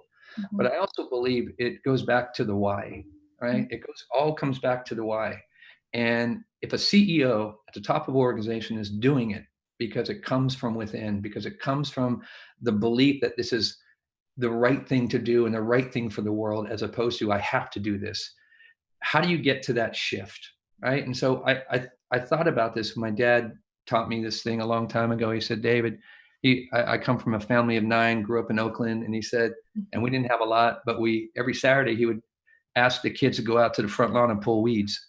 And we had a paper bag, and he taught me how to pull weed. He said, you don't just rip the weed. You go into the roots with your fingers, and then you make sure you get all the seeds. And what we need to do to eradicate racism for good, we got to get all the seeds. We can't just rip a piece off. It can't just be a Band-Aid that you put on a centuries-old wound. It has to be something that we say, we want to eradicate this. So how do we do this? We need the commitment, the fierce commitment from CEOs at the top to live it inside and outside. It can't just be a part-time job that you do at work and you say, okay, I did that. No, it has to be something you embrace in life. Yeah. And so I'm committed to that. I find this, I'm sorry, David, were you finished?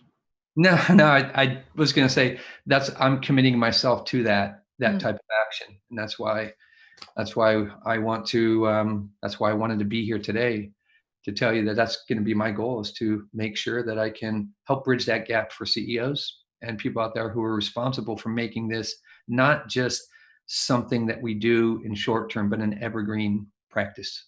I'm glad I didn't step on that line. Thank you for your allyship, sir.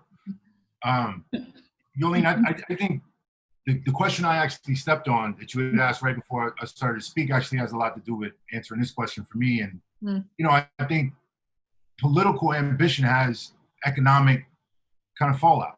And people need to be prepared to allocate investments. What Jay-Z's my favorite rapper. So he got this line, he says, whips is cool to cop, but more important is lawyer fees. And what he means by that, because he's describing himself in a business where he knows something's coming down the road that's going to require those lawyer fees. He don't know exactly what it is, but he knows he's not going to squander all of his resources on the here and now, because the longevity requires that he staff something in preparation for that thing. And here we go. Like, here's that reckoning. Here's that thing. Once again, here we are. And despite the financial pain of COVID and the constriction of business and so on and so forth, the real commitment that David is talking about is going to be felt on a balance sheet. So that creation of room is absolutely, and I also think it's important because something Kai said about 33, we've been running in a circle for 33 years. Obviously, from a financial stability standpoint, you could argue this is one of the worst times to be doing it. But the fact is, if you look at what it takes right now to get one of these big headlines, so-and-so's giving $1 million, you know how much of that is tax sheltered? You know how much of that is a write-down? You know how much of that is factored into the operational expenses you were already going to take, and it's just it's your CFO hitting the crossfader? And that is not at all to downplay those important commitments and those public statements. That is to say, that pain hasn't been felt yet. Right. Not that. And it's only going to be getting to that really is your internal pat down. It's like, can you go into the boardroom and go, yes, we know we can go after XYZ. Yes, we know we could get, more margin if we put that team on this rather than that. We'll get to the answer quicker. We'll do this, that, and the other. Those are all of those micro decisions from staffing to allocation, to spending, recruitment. All of those are the real self-help check. Yeah. That all these companies can be called to do. So, absolutely. At the end of the day, it's the bottom line, right? Is that where the dollars are going. Right, and how they're allocated, because the thing about it is, like, it's not like this money doesn't exist. Right. Right? It's not like just it happened to be on Saturday, we found buckets of money. It's that they were being applied elsewhere. They were being applied in places that, we've all felt were more worthy of our prioritization. Yeah. And now we're looking, they were being applied to whips. And what we're realizing is that those lawyer fees are extremely important, because that's what's going to get you out of this. Your lawyer gets you out of the mess. And if you're going to still keep copping whips, cars, jewelry, or whatever, that's cute. Rosé is cute and can, right? But like, here we are in 2020, and when there is no can, like, how do you sustain yourselves? And you sustain yourself by the people that work with you. So and that's true. where we are right now. So true. And you guys have hit it right on the head in terms of my other question, which was, what can we start doing? What sort of accountability can we begin to drive? So we talk about that, but how do we hold executives, David, as a white CEO, pretty much, how do you look at your team, and how do you keep your other team, accountable for what you're saying you're going to get done? How are we holding these folks accountable for it?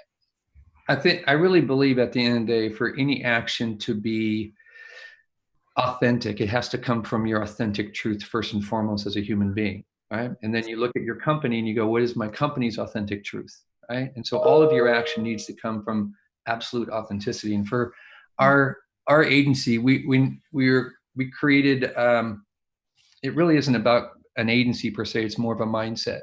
And our mindset is all about helping people and brands take on their biggest challenges. And we've been marching to that beat for 20 years. And we have a philosophy called BRAVE. And BRAVE isn't about jumping out of an airplane. It's really about having the courage to be who you are, because that takes a lot of work, right, to be true. And so from that, what we've figured out is we have always been about unity, and we've always been about finding people who share that mindset.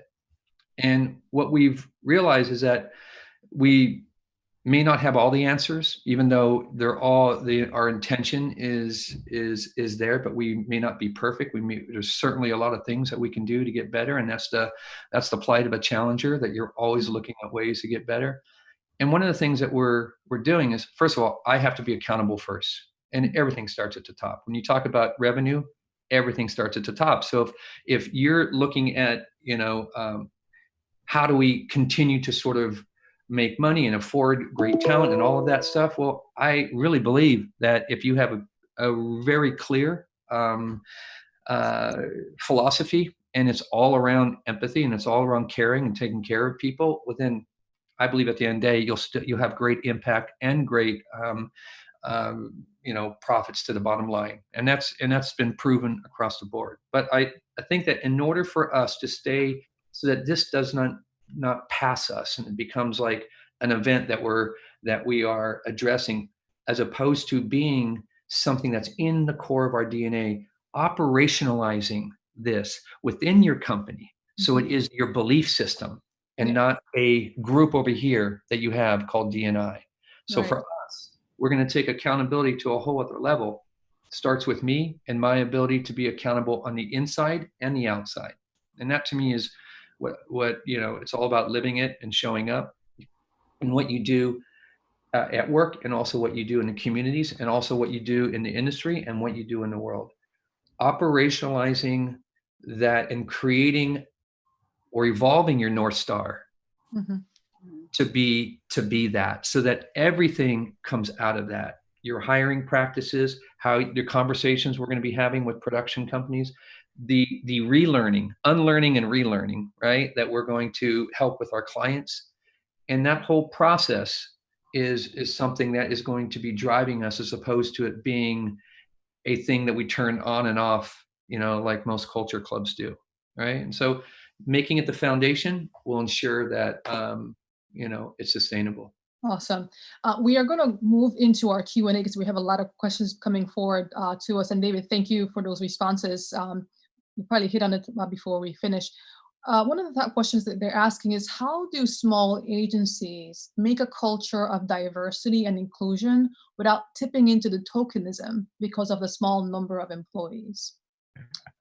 Did you want to answer that, Chancellor? Yeah, I'll go with that. So for those that don't know, number one, we are a Black-owned, independent, small boutique agency that works on, for the most part, kind of platinum brands on their initiatives to find their way in cultural theaters, sports, music, entertainment, for the most part. And number one is the right question. The tokenism thing, sometimes you have to leverage that to get in the door. I mean, it just is what it is. We created, maybe 7-8 years ago, we created a grand spectacle and a huge boom for Budweiser called Budweiser Made in America Festival. The Budweiser Made in America Festival, the only reason that we were at the table inside of Anheuser-Busch was because people knew that their frat jokes were landing flat in commercials. They were like, hey, can you get some Black guys in spots? Maybe something like switch up the casting or something. And it was only once we got to that table that we were able to help them understand there's a fundamental opportunity here for you to reclaim Americana and reposition Americana for a whole new generation that don't know nothing about Rockwell posters, but they know everything about The Rock. Some of that tokenism is your path. How you keep it away is your work has to stay strategically sound, and it has to remain strategically, fundamentally pointed at bigger solutions than they knew to ask you for.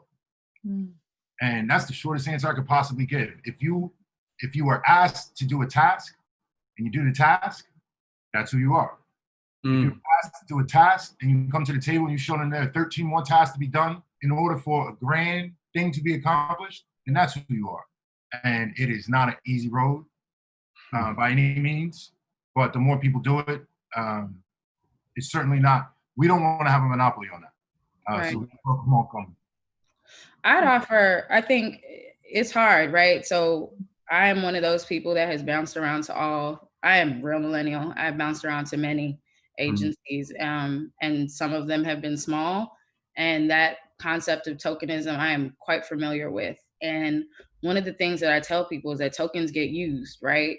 Millennial, Chuck E. Cheese, you use your token to get a gift for yourself. If we're talking about your actual employees within your organization, the way you get around falling into the trap of tokenism is by offering value to those employees that happen to be your only one or one of two, right? What are you doing to grow that talent?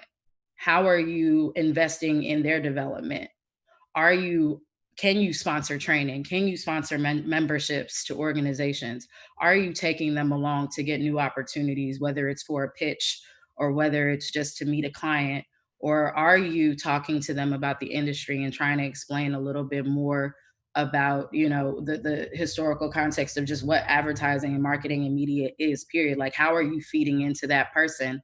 Because we already know you're paying me to do a job, but, if we're gonna talk about hip hop, like, is Kanye just bringing stuff to the front of the store because you have Black people come in? Or are you investing in that person because they are truly of value to you and what you are building within your organization? So I would consider the concept of a token is just a one-sided transaction as opposed to a partnership. Awesome. Thank you for that. I want to ask one more question because we have about 5 minutes before we move on to the session coming to a close. From your perspective, how can agencies move past the current status quo?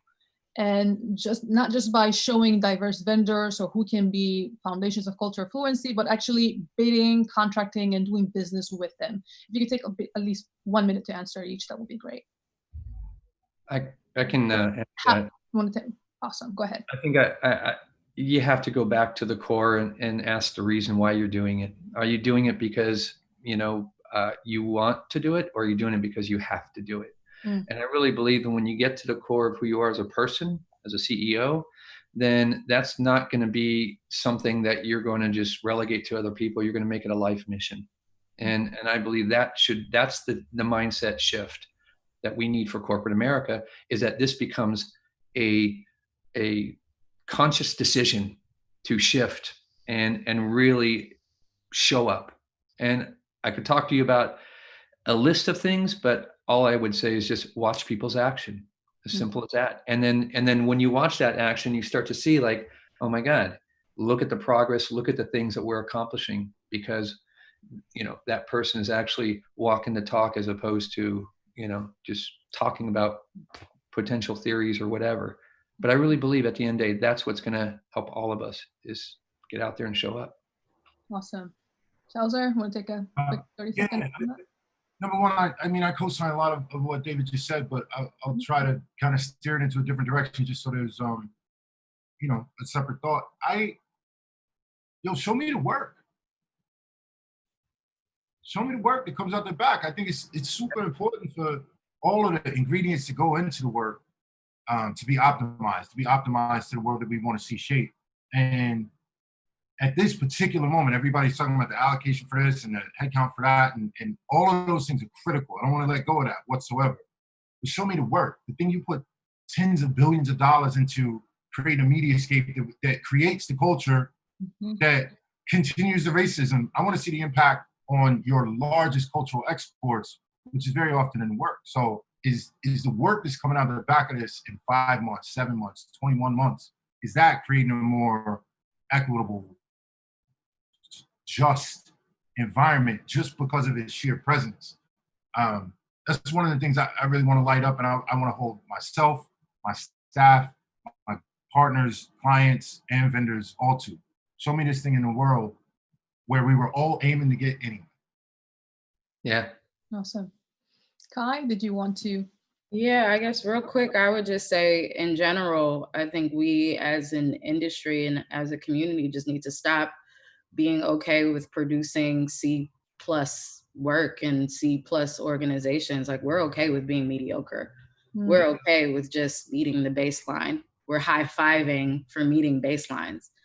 And to me, like, that's the craziest thing ever, because I come from a family where it was never acceptable to get anything less than an A. To then do all of this work and pay all this money to go to school to meet a whole bunch of people that are cool with being C-level, right? Where it's not just about bringing in bodies. It's about bringing in bodies, training people, forming community, and building a new consciousness within an industry. And when we get to that level where we're never satisfied with just doing the bare minimum of having your one Black woman in a video, in a commercial, or your one Black copywriter at your pitch, or your two, people that you're not really sure where they're from. They could be anywhere, but we know they're not white, so this must be good. Like, let's just be A+ with how we approach our change and stop being okay with taking a first step. That's how we get past the status quo. Awesome. Go ahead. I was going to say, it looks like we have time for one more question.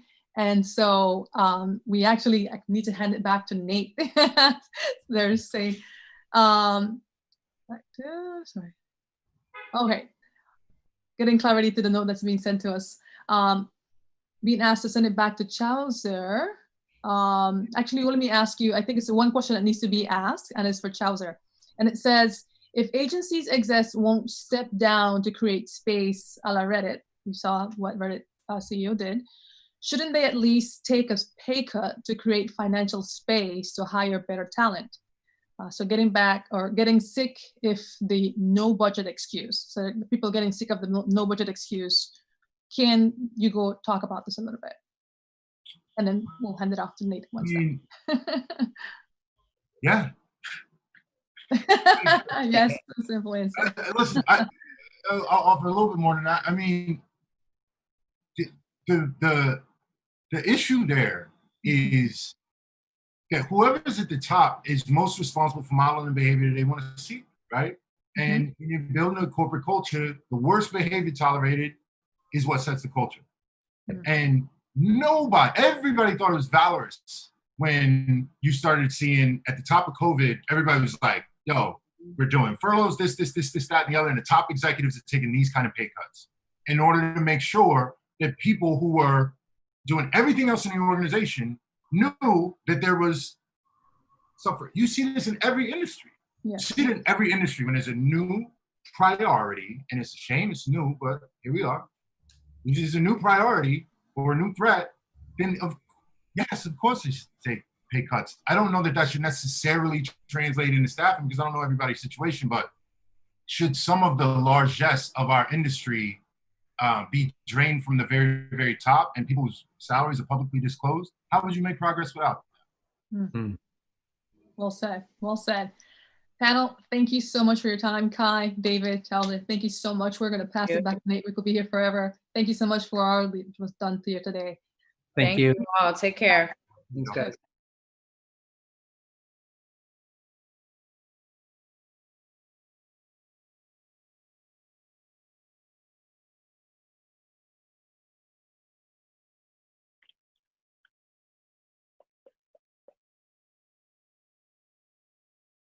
Welcome back, everybody. I hope you liked your breakout sessions. I'm glad the technology didn't break down on us. But yes, I hope you got something productive and of value from your breakout sessions. Just know that the same sheet you clicked into your Zoom link with is the same link you can continue the conversation with those humans. Understand some of them are professionals like therapists, and they have every right to charge you that $1 or $2 or $100. So please be ready for anything. And I appreciate every single one of you that were a part of volunteering to teach a workshop. I hope they were fun and engaging and productive. Thank you so much to our volunteers. And thank you, Yorlene and Chaucer and Kai and David. What a dope conversation around equitability and talent. The gems that were dropped. I mean, Kai, I can't get over the internship program bit. Like, let's just cut the bullshit on internship program and do the work. You know, Black people are here. We're not hard to find. We're just not. And I remember sitting down with one of my friends, George, whom I know Chaucer with, you know, on Monday. And I'm like, this could all be so simple. If everyone just like made a few new friends, imagine that. If we just had a few new people in our circle and just could understand the perspective and where they're coming from, that's all it would take. But we have too many challenges and too many systematic issues for that to actually be a thing it could be so simple with. And I'm so excited and thrilled to get into our next session. You know, this next human, man, what a wonderful human being. If y'all thought this was a spicy summit so far,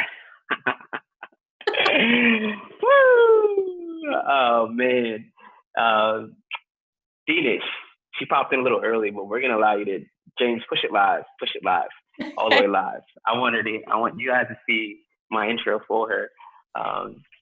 So Venus and I are like Twitter homies, and this woman, she makes 240 characters feel like an emotional spear right through your chest. And I just, you know, her digital presence is palpable. And I don't know how you are able to do this, Venus, but I just adore the way you are so clear and precise, and you're able to design this empathy and just juxtaposition of perspective of how people should realize their truth and how they're being present in any action. And I don't even care if they're subtweets. It just makes so much sense. I don't care who you're subtweeting about. It just makes so much sense. And I just want to like retweet them out to the world. Like, I want to wear t-shirts with your tweets printed on the chest of them. So please, if y'all know who Venus is, she's amazing. She's the Chief Growth Officer, of Loop and Tie, an amazing platform, a gifting platform. We use it all the time.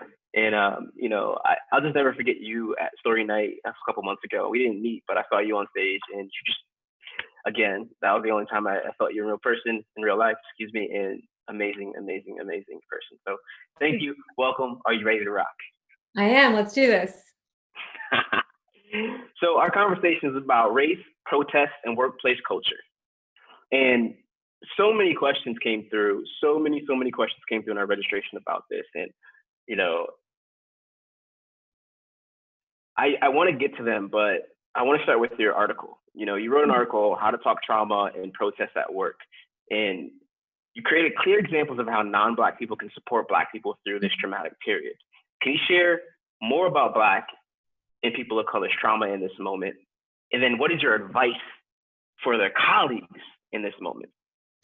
So I think the big thing is this idea that this is trauma. And I think that for non-people of color, that is the easiest way for them to understand what we're talking about when we say Black people have had to live their entire lives with a fear of a white person accusing them of something, or a white boss getting mad at them and thinking they're difficult, or a Muslim person has to live in fear of, if I say the wrong thing in a text message, am I going to have the FBI show up at my door? Which are all things that have actually happened to people. And what that does is it creates this concept of what's like underlying complex trauma, which is small to big things that kind of pile on top of each other, and they start to create a very natural reaction that happens. So for someone else watching, it looks like, why are you overreacting? The only thing I said was your name is so hard to pronounce. And you're saying, actually, I have 30 some years of dealing with all of these small things, and now I don't want to deal with it anymore. So a small occasion to someone else is a large thing to people who suffer trauma, and that's what is actually happening, and that's what we're seeing. The reason I think I can talk about it is because I do have complex PTSD just from like certain things that happened in my life. So I've spent several years just researching trauma and understanding it, understanding why we don't have empathy. So that's the way that I try and explain it to people when I talk about it at work. God, summit's over. I'm gonna leave now. Just kidding. Yo,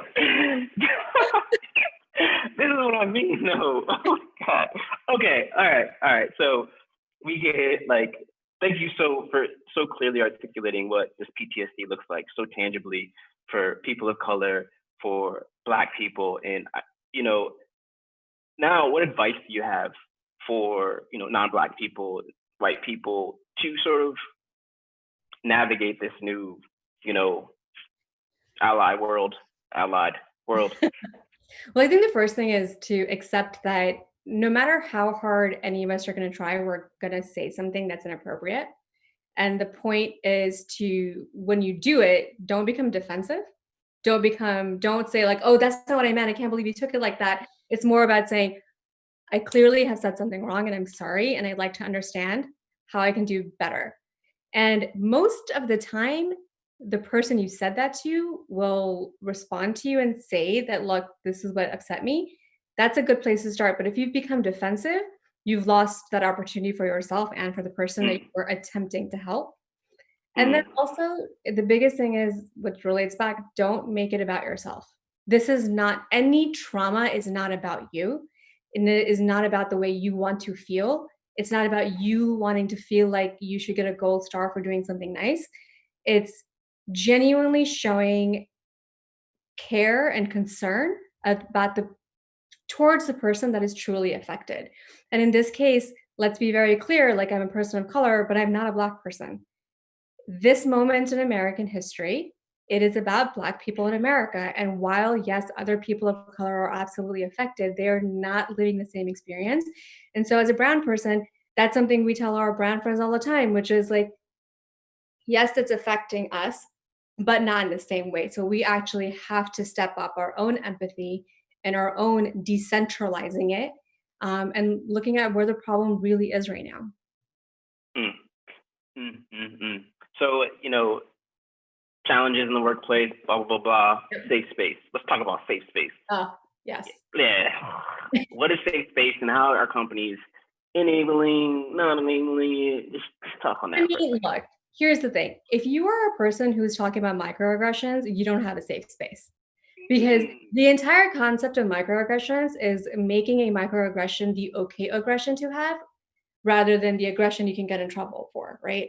So if the microaggressions are, oh my God, your name is so hard, I'm just gonna give you a nickname, or can I touch your hair, or wow, like I'm almost as dark as you, or oh, you got this job? Interesting. All of that, right? Those are all a series of microaggressions, which really all that does is it makes it okay for people to be racist without them being called racist. And if you are a leader or a manager and you're seeing that happen and you don't step in to say, hey, that's not an appropriate thing to say, then you don't have a safe space. You just have a space that's safe on paper where you can say, look, these are our initiatives we're taking to make it feel safe. But if those conversations are occurring and you're not stepping in to stop them, that's on its own not the right answer. All right, let's talk about that for a second then. Racism happens in a company. What's the best way for a company to respond to employee racism? So I always talk about this idea of like a self-correcting culture, right? Which is it has to start from the top, which means that as a manager or as a leader, if you see someone behave like that, you stop them. My favorite example is like, oh, you know, what I get told by everyone is, you know, should we always pull people aside when we think it's inappropriate? And I'm like, okay, well, if you were sitting in a team meeting, and I'm going to curse, and I apologize for that if there's children on here, but like, Not bad. Age restriction is above great. 18. Let's go. So, like, okay, if you were sitting on a team meeting and someone turned around and looked at someone and was like, you're being a bitch, how would you respond in that moment? And everyone's like, well, you would of course stop it right away. That's inappropriate. And I was like, yes, what you think is so shockingly inappropriate, apply the same thing to these microaggressions. If you see it, say something. That's not an appropriate thing to say. I don't think that's what you meant.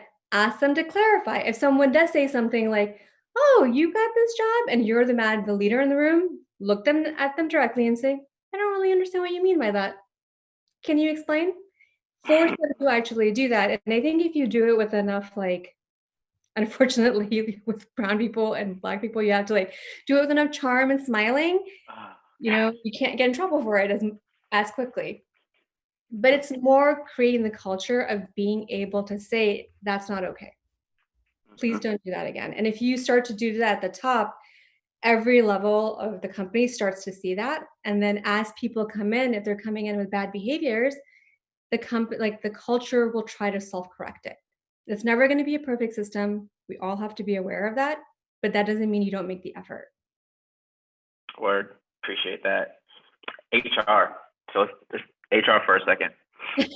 Yes. We're in this moment where, you know, let's keep it a buck. Like, if you have been racist or have created a culture of microaggression, you will be found out. Time either promotes you or exposes you, period. My mentor taught me that at a young age, and I'll never forget that.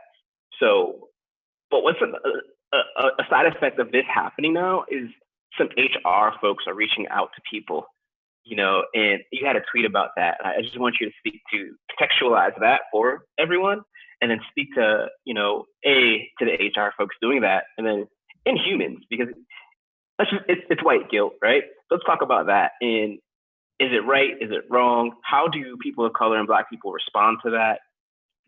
Sure.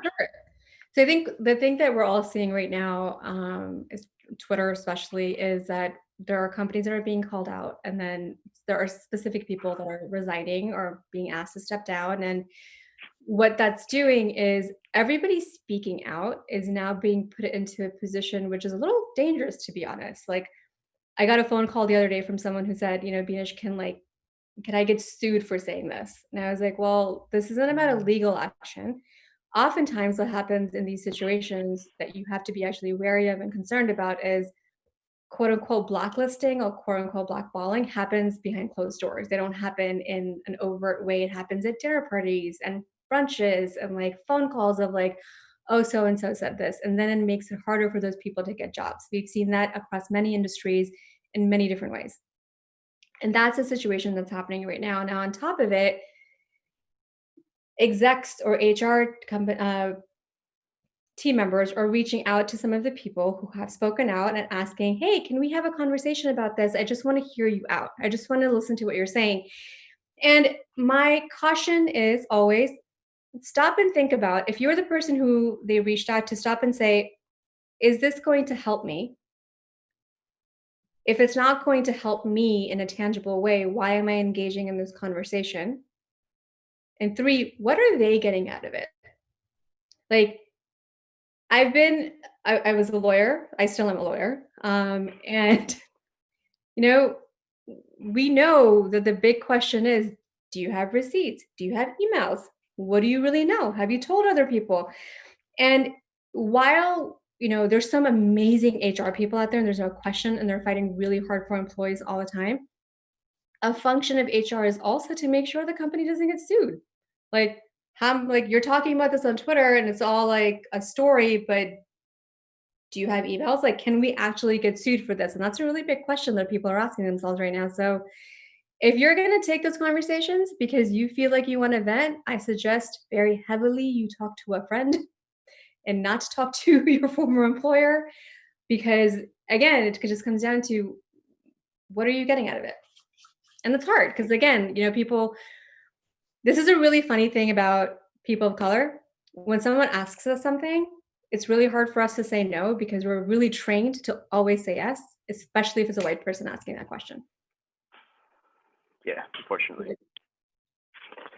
One more question before we dive into the Q&A portion. We have some questions coming in. And is, what advice do you have for white leaders right now? I mean, my biggest advice for white leadership is very clearly you have to stop making this about you. And you have to start understanding that the change is going to have to come from active participation from your side. And active participation means educating yourself on the issue, not relying on the Black team members to answer all of your questions, putting in concerted effort, and then creating immediate change. Because if you're not going to start to create immediate change, and if you're going to take a long period of time to say, we're going to investigate, we're going to do X, Y, Z, then you're not aware of the urgency of the moment. And the urgency of the moment is at the place where people are fearing for their lives on a constant basis. And they have been for a while, but there is no way to deny that right now. So as white leaders, I think you have to do that. You also have to acknowledge it. I think this is something I have told a lot of people, which is, if your company made a statement, that is great, good for you, but have you actually spoken yourself to your team or not? To your company, like, did you do an all hands? Did you send an email? Did you send a Slack out saying that as an individual, this is how I feel about this? Not a company statement, but as an individual, because your team members who are working so hard for you and the company, they want to know that you actually are human and you care. And if you're not doing that, you're kind of hiding behind the company statement, and that's not the type of leadership that we need right now. Nope, can't hide. No, I mean, you can't hide behind, like, I mean, also, like, my favorite thing right now, everyone's hiding behind like the D&I numbers of like, we have X percent of people of color on it. You're like, and how Step much? one, cute. Yeah, you're like, also, like, do they ever get to speak in a meeting? Yeah, where are they at in the hierarchy? Exactly. Right. Are they in the C-suite? Yeah. So we'll just dive into Q&As, and this is a C-suite specific question.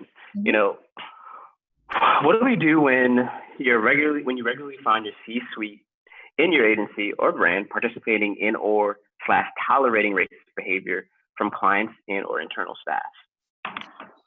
The reality is in the media marketing world, that's very normal. Like, I have been in many, many meetings where clients have specifically said things like, you know, we don't want a Black person in this photo, or this person is too dark, or that person looks too ethnic.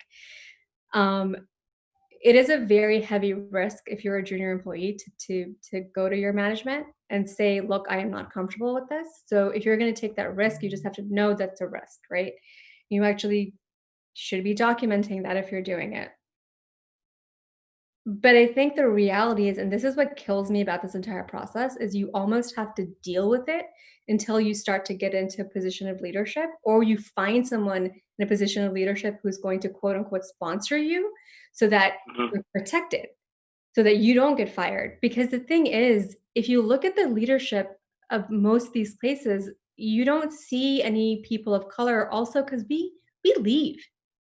We leave because it's exhausting to deal with this constantly. So people just up and leave. They'll start their own agencies. They'll start their own companies. They'll do that. But what that does is it constantly leaves a vacuum there. And the voice of people of color is never represented in those rooms in a strong way, because the entire system is built to push us out. So if you're going to do it, you have to figure out how to be strategic about the way you're going to approach this. And I know that's a really not nice answer, but it's the world that we live in. Yeah, do you have any advice on, designing internal coalitions or protests, like inside the company? So some organizations are protesting inside, and they are creating change, So what's your advice for those folks? I mean, you work as a group always. So that's, I think, the biggest thing, right? Protests work, movements work when everybody works as a group. It's harder to ignore a large group of people, and it's much easier to ignore one or two people. And also, when you work as a group, it forces you to think through what your asks are and think through what change you are demanding. And doing it as an individual in these companies will always make you a very easy target. But if you're doing it as a group and you're like standing in solidarity about something, it makes it harder for them to ignore it. And legally, it becomes much harder to go after anybody when it's a group of people. Word. Stay strong, y'all. Yeah. Unite. And this next question is great, and it really resonates with me. I've been in a position where, I was enabling a culture and a behavior at my agency a couple of years ago, and it became toxic, and it wasn't something I'm proud of, and it's something I've grew from tremendously. And I have PTSD about this experience where, I enabled a client's behavior, and, it was a yes thing. As a Black person, I'm like, yeah, there's a lot of money on the other end of that, under that yes, and it just created a terrible environment. And, what is your advice, in that scenario when it's like someone internally is enabling the behaviors externally to affect the culture internally? Does that make sense? I mean, I think my answer is unfortunately the same, right? And I think we've all, any of us who've worked in, frankly, any part of corporate America, we have enabled those culture.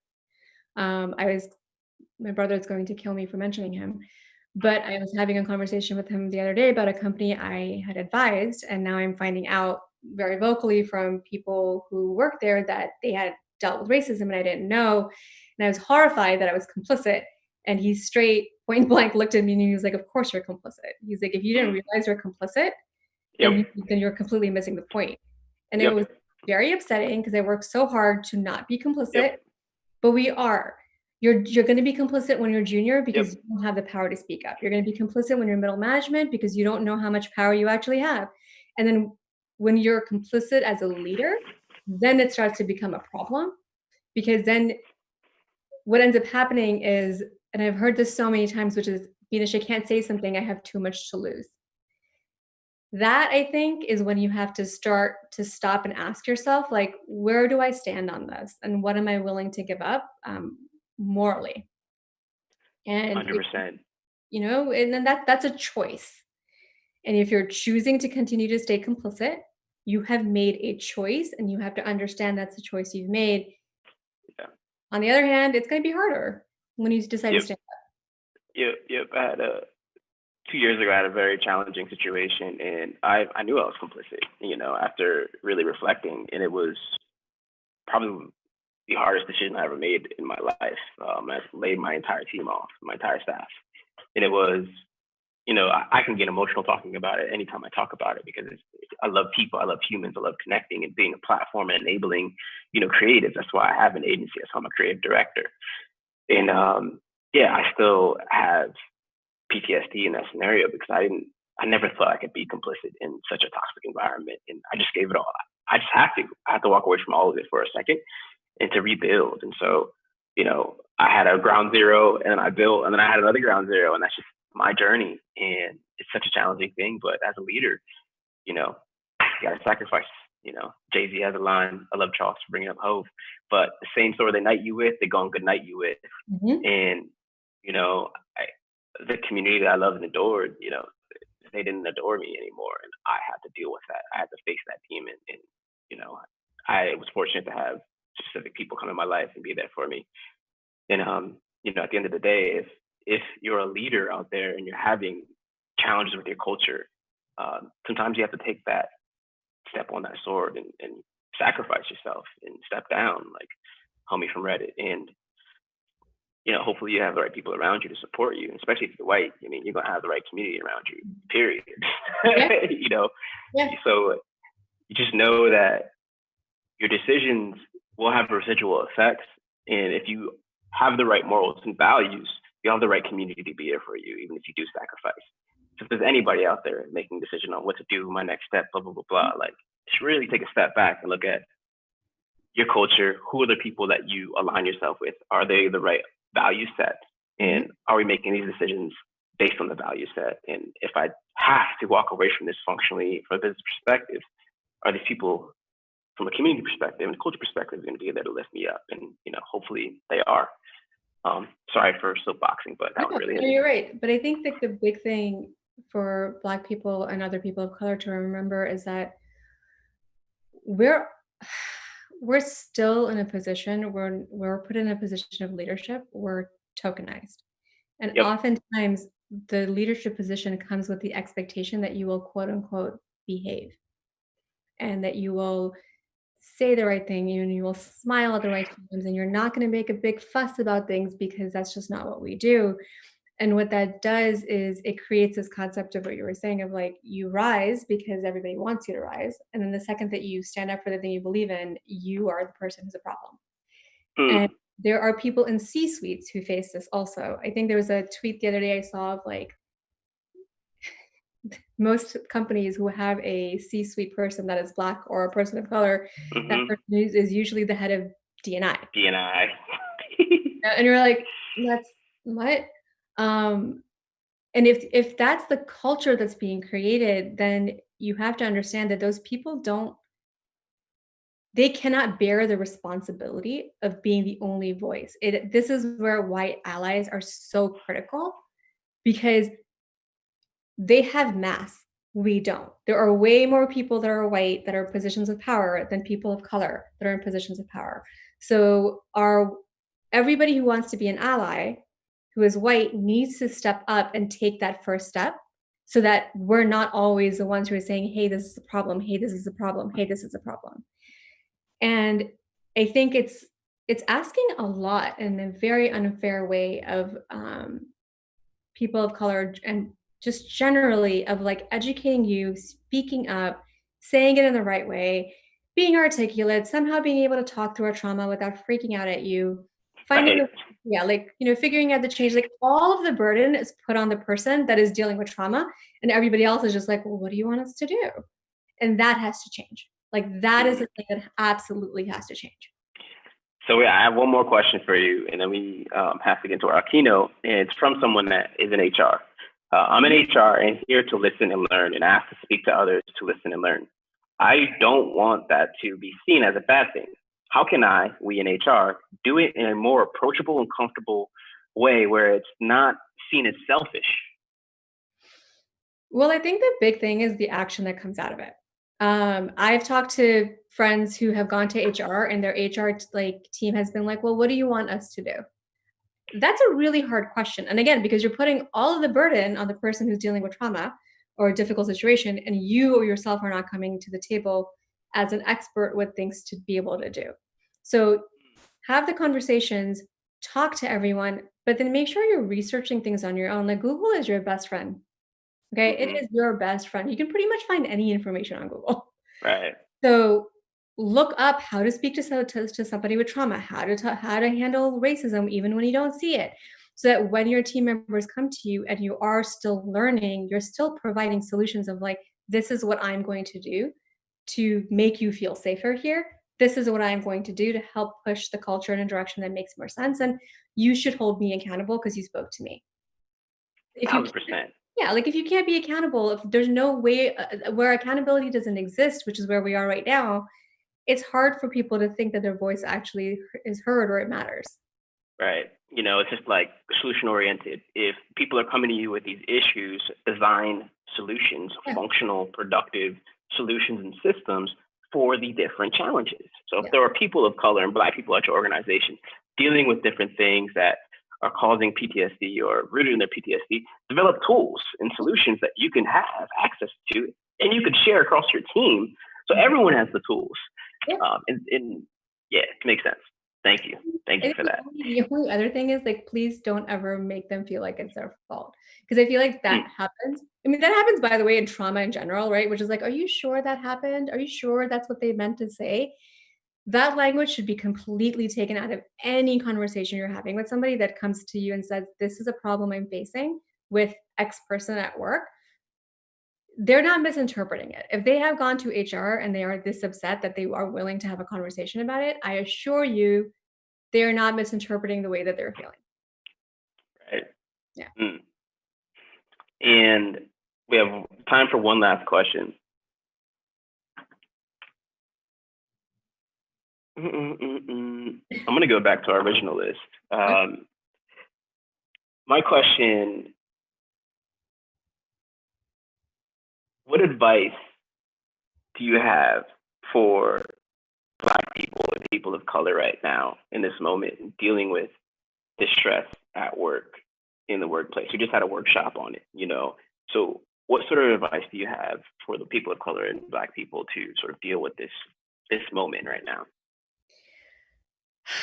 You need to find coping mechanisms. This is not a situation that's going to go away anytime soon.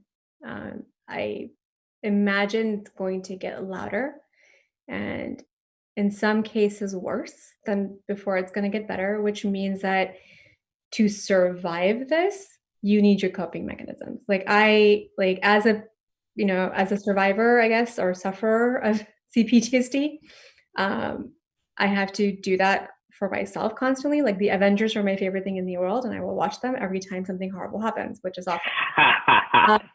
Yes. For some reason, I feel like, Iron Man and Captain America could save all of us. I don't know if that's true. But again, you need to find that coping mechanism for yourself, and you need to stick with it, because the reality is no matter how kind you are, no matter how good you are, people are going to still ask you dumb questions. They're still going to say ridiculous things to you.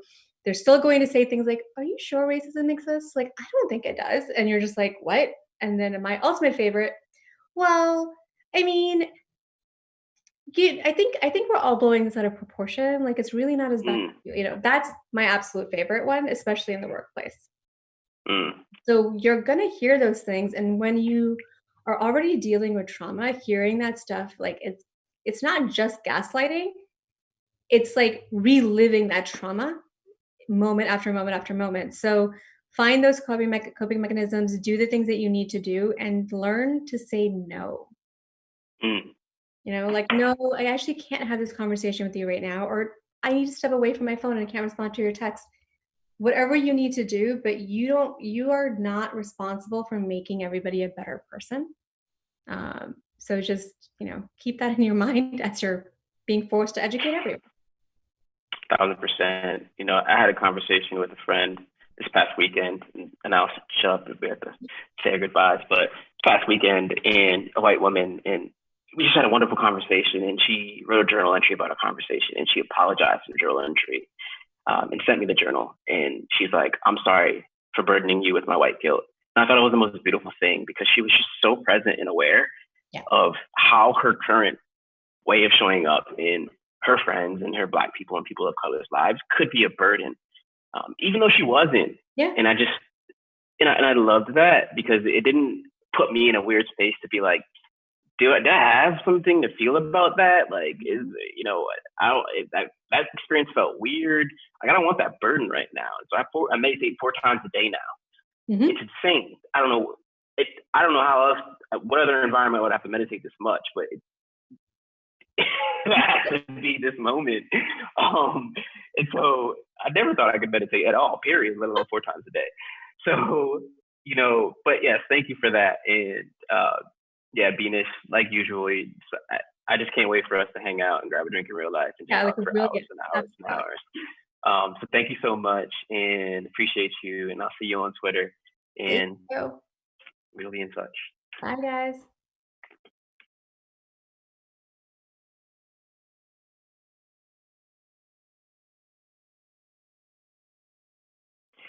Wow. We are, wow, Venus, gangster. That's all I have to say. She's just gangster. Oh man, I'm just grateful to know people and humans like that who, know themselves so much, and are able to, stand in themselves so much. Hey, Chris, I'm gonna turn your video on in a second. Venus, when people know themselves so much that they're able to stand tall in themselves and shine such a bright light where they can make other people feel comfortable in their place of discomfort. And I'm pretty sure to be her friend right now is a privilege, because she is going to give you exactly what you need in the moment to learn the lesson you need to learn in that moment. And if you have people like that in your life, don't burden them. Like, respect their time, respect their space, but also know that when they're ready to support you, if you're not Black or a person of color, they're there. I'm here, and that's why this Allyship and Action Summit is a thing, because we're here and we want to enable the growth in the journey and challenge you, but also create a space where you can feel a little bit of comfort in your discomfort. This is never going to be comfortable. It's not comfortable being a Black man, period. It's not comfortable being a Black woman, period. It's not comfortable being a person of color, period. And that's just our existence. And so know that this journey is just beginning. And, I'm a little excited for you. And so we're going to move on to our next and final session of the day. This is the finale. And, randomly, Steffi and I met the only other Black person in Germany. Just joking. Chris, and Chris is an amazing human being. She is doing cultural work across the globe, transforming companies and organizations. She's willing to work with brands such as Adidas, Estee Lauder, Amex, Chanel, Pepsi, and so many more. And so it's an absolute privilege. Absolute privilege to be able to have such a beautiful, wonderful Black, strong woman close this summit out for us. And I'm going to turn my video off because this is just for you, and the digital show is about to be yours. All right. right. Yours, Chris. Let me see if I can get my screen up here. There we go. So hi, everyone. I'm Chris. I'm an org transformation consultant. And, I've been doing this work since 2016. In 2016, I left my job on Wall Street because I was just so frustrated and fed up with the way that we work together. And so I decided to make that my career, thinking about how do we systematically change organizations from the inside to be better to their employees, but also better to the people that they in their communities and the customers in which they serve. And so when we think about org transformation, people often think, oh, that's like diversity and inclusion, right? Or you're going to make our teams more agile, or is that org design? Should I be worried about my job? Or is that a little bit about psychological safety? I think I may have heard that word before. And it's a little bit of all of those things. It's a little bit of top-down understanding of how we can change the culture, but it's also the bottom-up grassroots change that needs to happen every single day. Little habits every single day that can change the culture of the transformation for the long term. My favorite part of this type of work that I do is talking about diversity and inclusion. And often I hear when I walk inside of organizations, oh, well, we're changing the way that we hire. We've got these KPIs. We're doing mentorship, and we're bringing women up into leadership positions. And I heard a speaker earlier tonight that said, yeah, we're still talking about KPIs and hiring. And it's like, yeah, we're still talking about KPIs and hiring. But I think we're at this moment, this cultural moment, where we're looking for something else. We're not just thinking about the hiring metrics and how we bring women into leadership. We're thinking about something else that's radical. How do we change the way we lead, the way we organize into project teams, but also how we work day to day that creates this radical cultural shift that we're all talking about right now. And so I put these brands on the screen because you probably have all heard of them. Nike, Adidas, Puma, all of these statements that they put out externally that right as sort of the moment was building up in the United States when it comes to the protests and the death of George Floyd, they put out these external statements, but they had a reckoning inside of their organizations. They had folks of color who sit inside of their organizations every single day asking, are we just putting these statements out to our customers? Is this a marketing idea? Because inside of our organizations, there's still the systemic racism that exists. So all of these companies, and of course more, right? But the reason why I put these companies on the screen is because all of these companies, part of their business model is making profit off of Black culture. And so they're having this reckoning moment where they have to revisit their policies, and all these companies have put subsequent statements out about what they're going to change, another hiring KPI, money they're going to put into the Black community, scholarships and things of those sort. And all of those things are good. All of those things are great, and they're all long-term initiatives. But we need to think about, what do we do tomorrow? What do we do right now? What do we do this week to make our teams feel more included and show up as allies for our teams inside of our organization and the folks inside of our organization now? So what I'm asking you to do is really think about how you can commit to intersectional allyship. And the first step to that is really understanding and recognizing your privilege.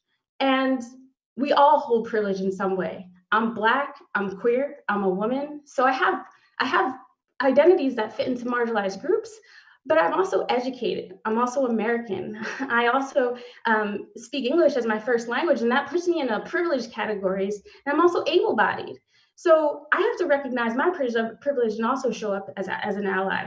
And that means all of us need to show up as allies in different places and spaces that we occupy. It's not up to women to combat sexism and misogyny. It's not up to the LGBT community to combat homophobia and transphobia. And it's definitely not on the onus of the disabled to combat ableism. And so it's your responsibility and my responsibility and our collective responsibility to create that change and those habits on a day-to-day basis that bring in more inclusion and belonging into our workspaces. And we must act as allies.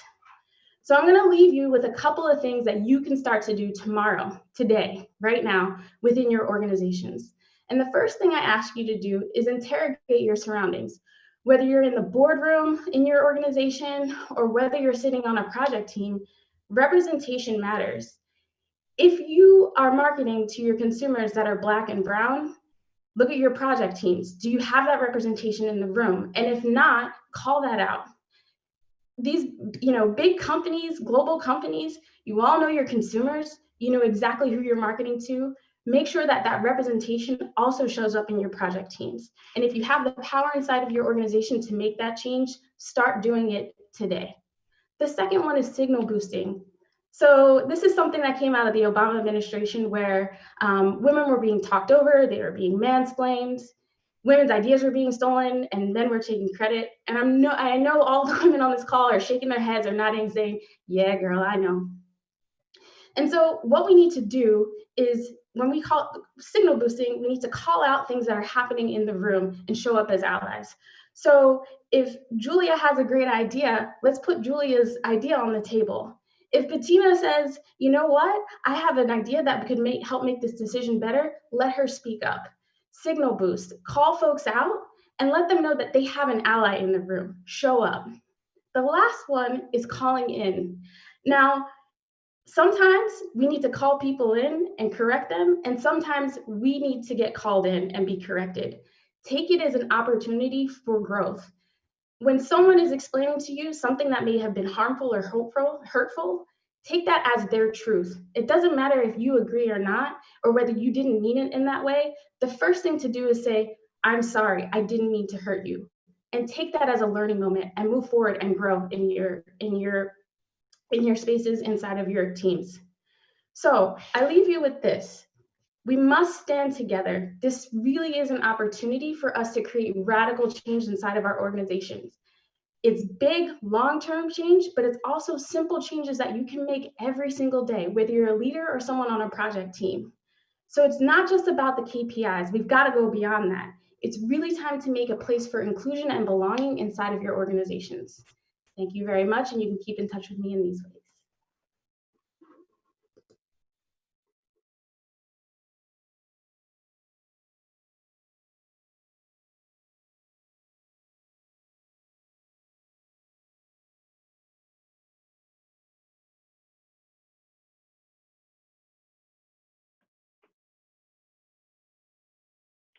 Whoa, Chris, man, I cannot wait to mop with you. So literally, when Chris, Steffi, and I spoke like 2 days ago, I think we actually talked yesterday for the first time, and wow, thank you so much for bringing the heat and ending us off with perfect, actionable, clear, precise steps to go back to the workplace with. And yeah, I'm just grateful. So thank you for bringing that. And I'm stoked to meet up in a couple of weeks in Munich. So can't wait to rock. For everybody else, whoa. This is it. This is the end of the summit. But the beginning of your journey, you're at ground zero to your allyship experience. Thank you for joining us. And remember, it is about focusing your energy on systems, policies, and education. This won't be the last time you hear from us. There will be more to come. The revolution will not be televised and is only just begun. Take the learnings in allyship and the action pledge. Take the learnings and the allyship and action pledge back to your bosses and team. Vocalize your allyship and push them to take the steps to have a better tomorrow. And so what I mean by the allyship and action pledge was during the intermission, we talked about our programming platform that we're designing. So literally a tech platform for agencies and brands to commit to ensure the numbers are public, and then also continue to work towards proactively driving workforce diversity project by project, whether it be evergreen or tentpole campaigns. That is our vision, is to develop a technology platform where everyone has a standard. There's a gold standard, the ANA certification, where we can see that these companies are keeping up with what they're talking about with full transparency and full accountability based on the category and based on where they are as an organization. And so we're going to put an end card up after this, but we're not there yet. And so lastly, remember, you don't get a badge of honor for helping dismantle the racist systems you're complicit in. This is a thankless fight, but we're in it together. So let's do the work. Follow up with all the recordings and resources via email in the next 24 hours. I want to thank all of the speakers, the moderators, the panelists, our workshop volunteers, all of the wonderful humans that helped put this together. They avail this. Leslie, Bennett, everybody that's a part of the revolution right now. We will continue to be in touch. You know, peace and love, humans, and let's keep rocking. The revolution will not be televised, but let's get after it.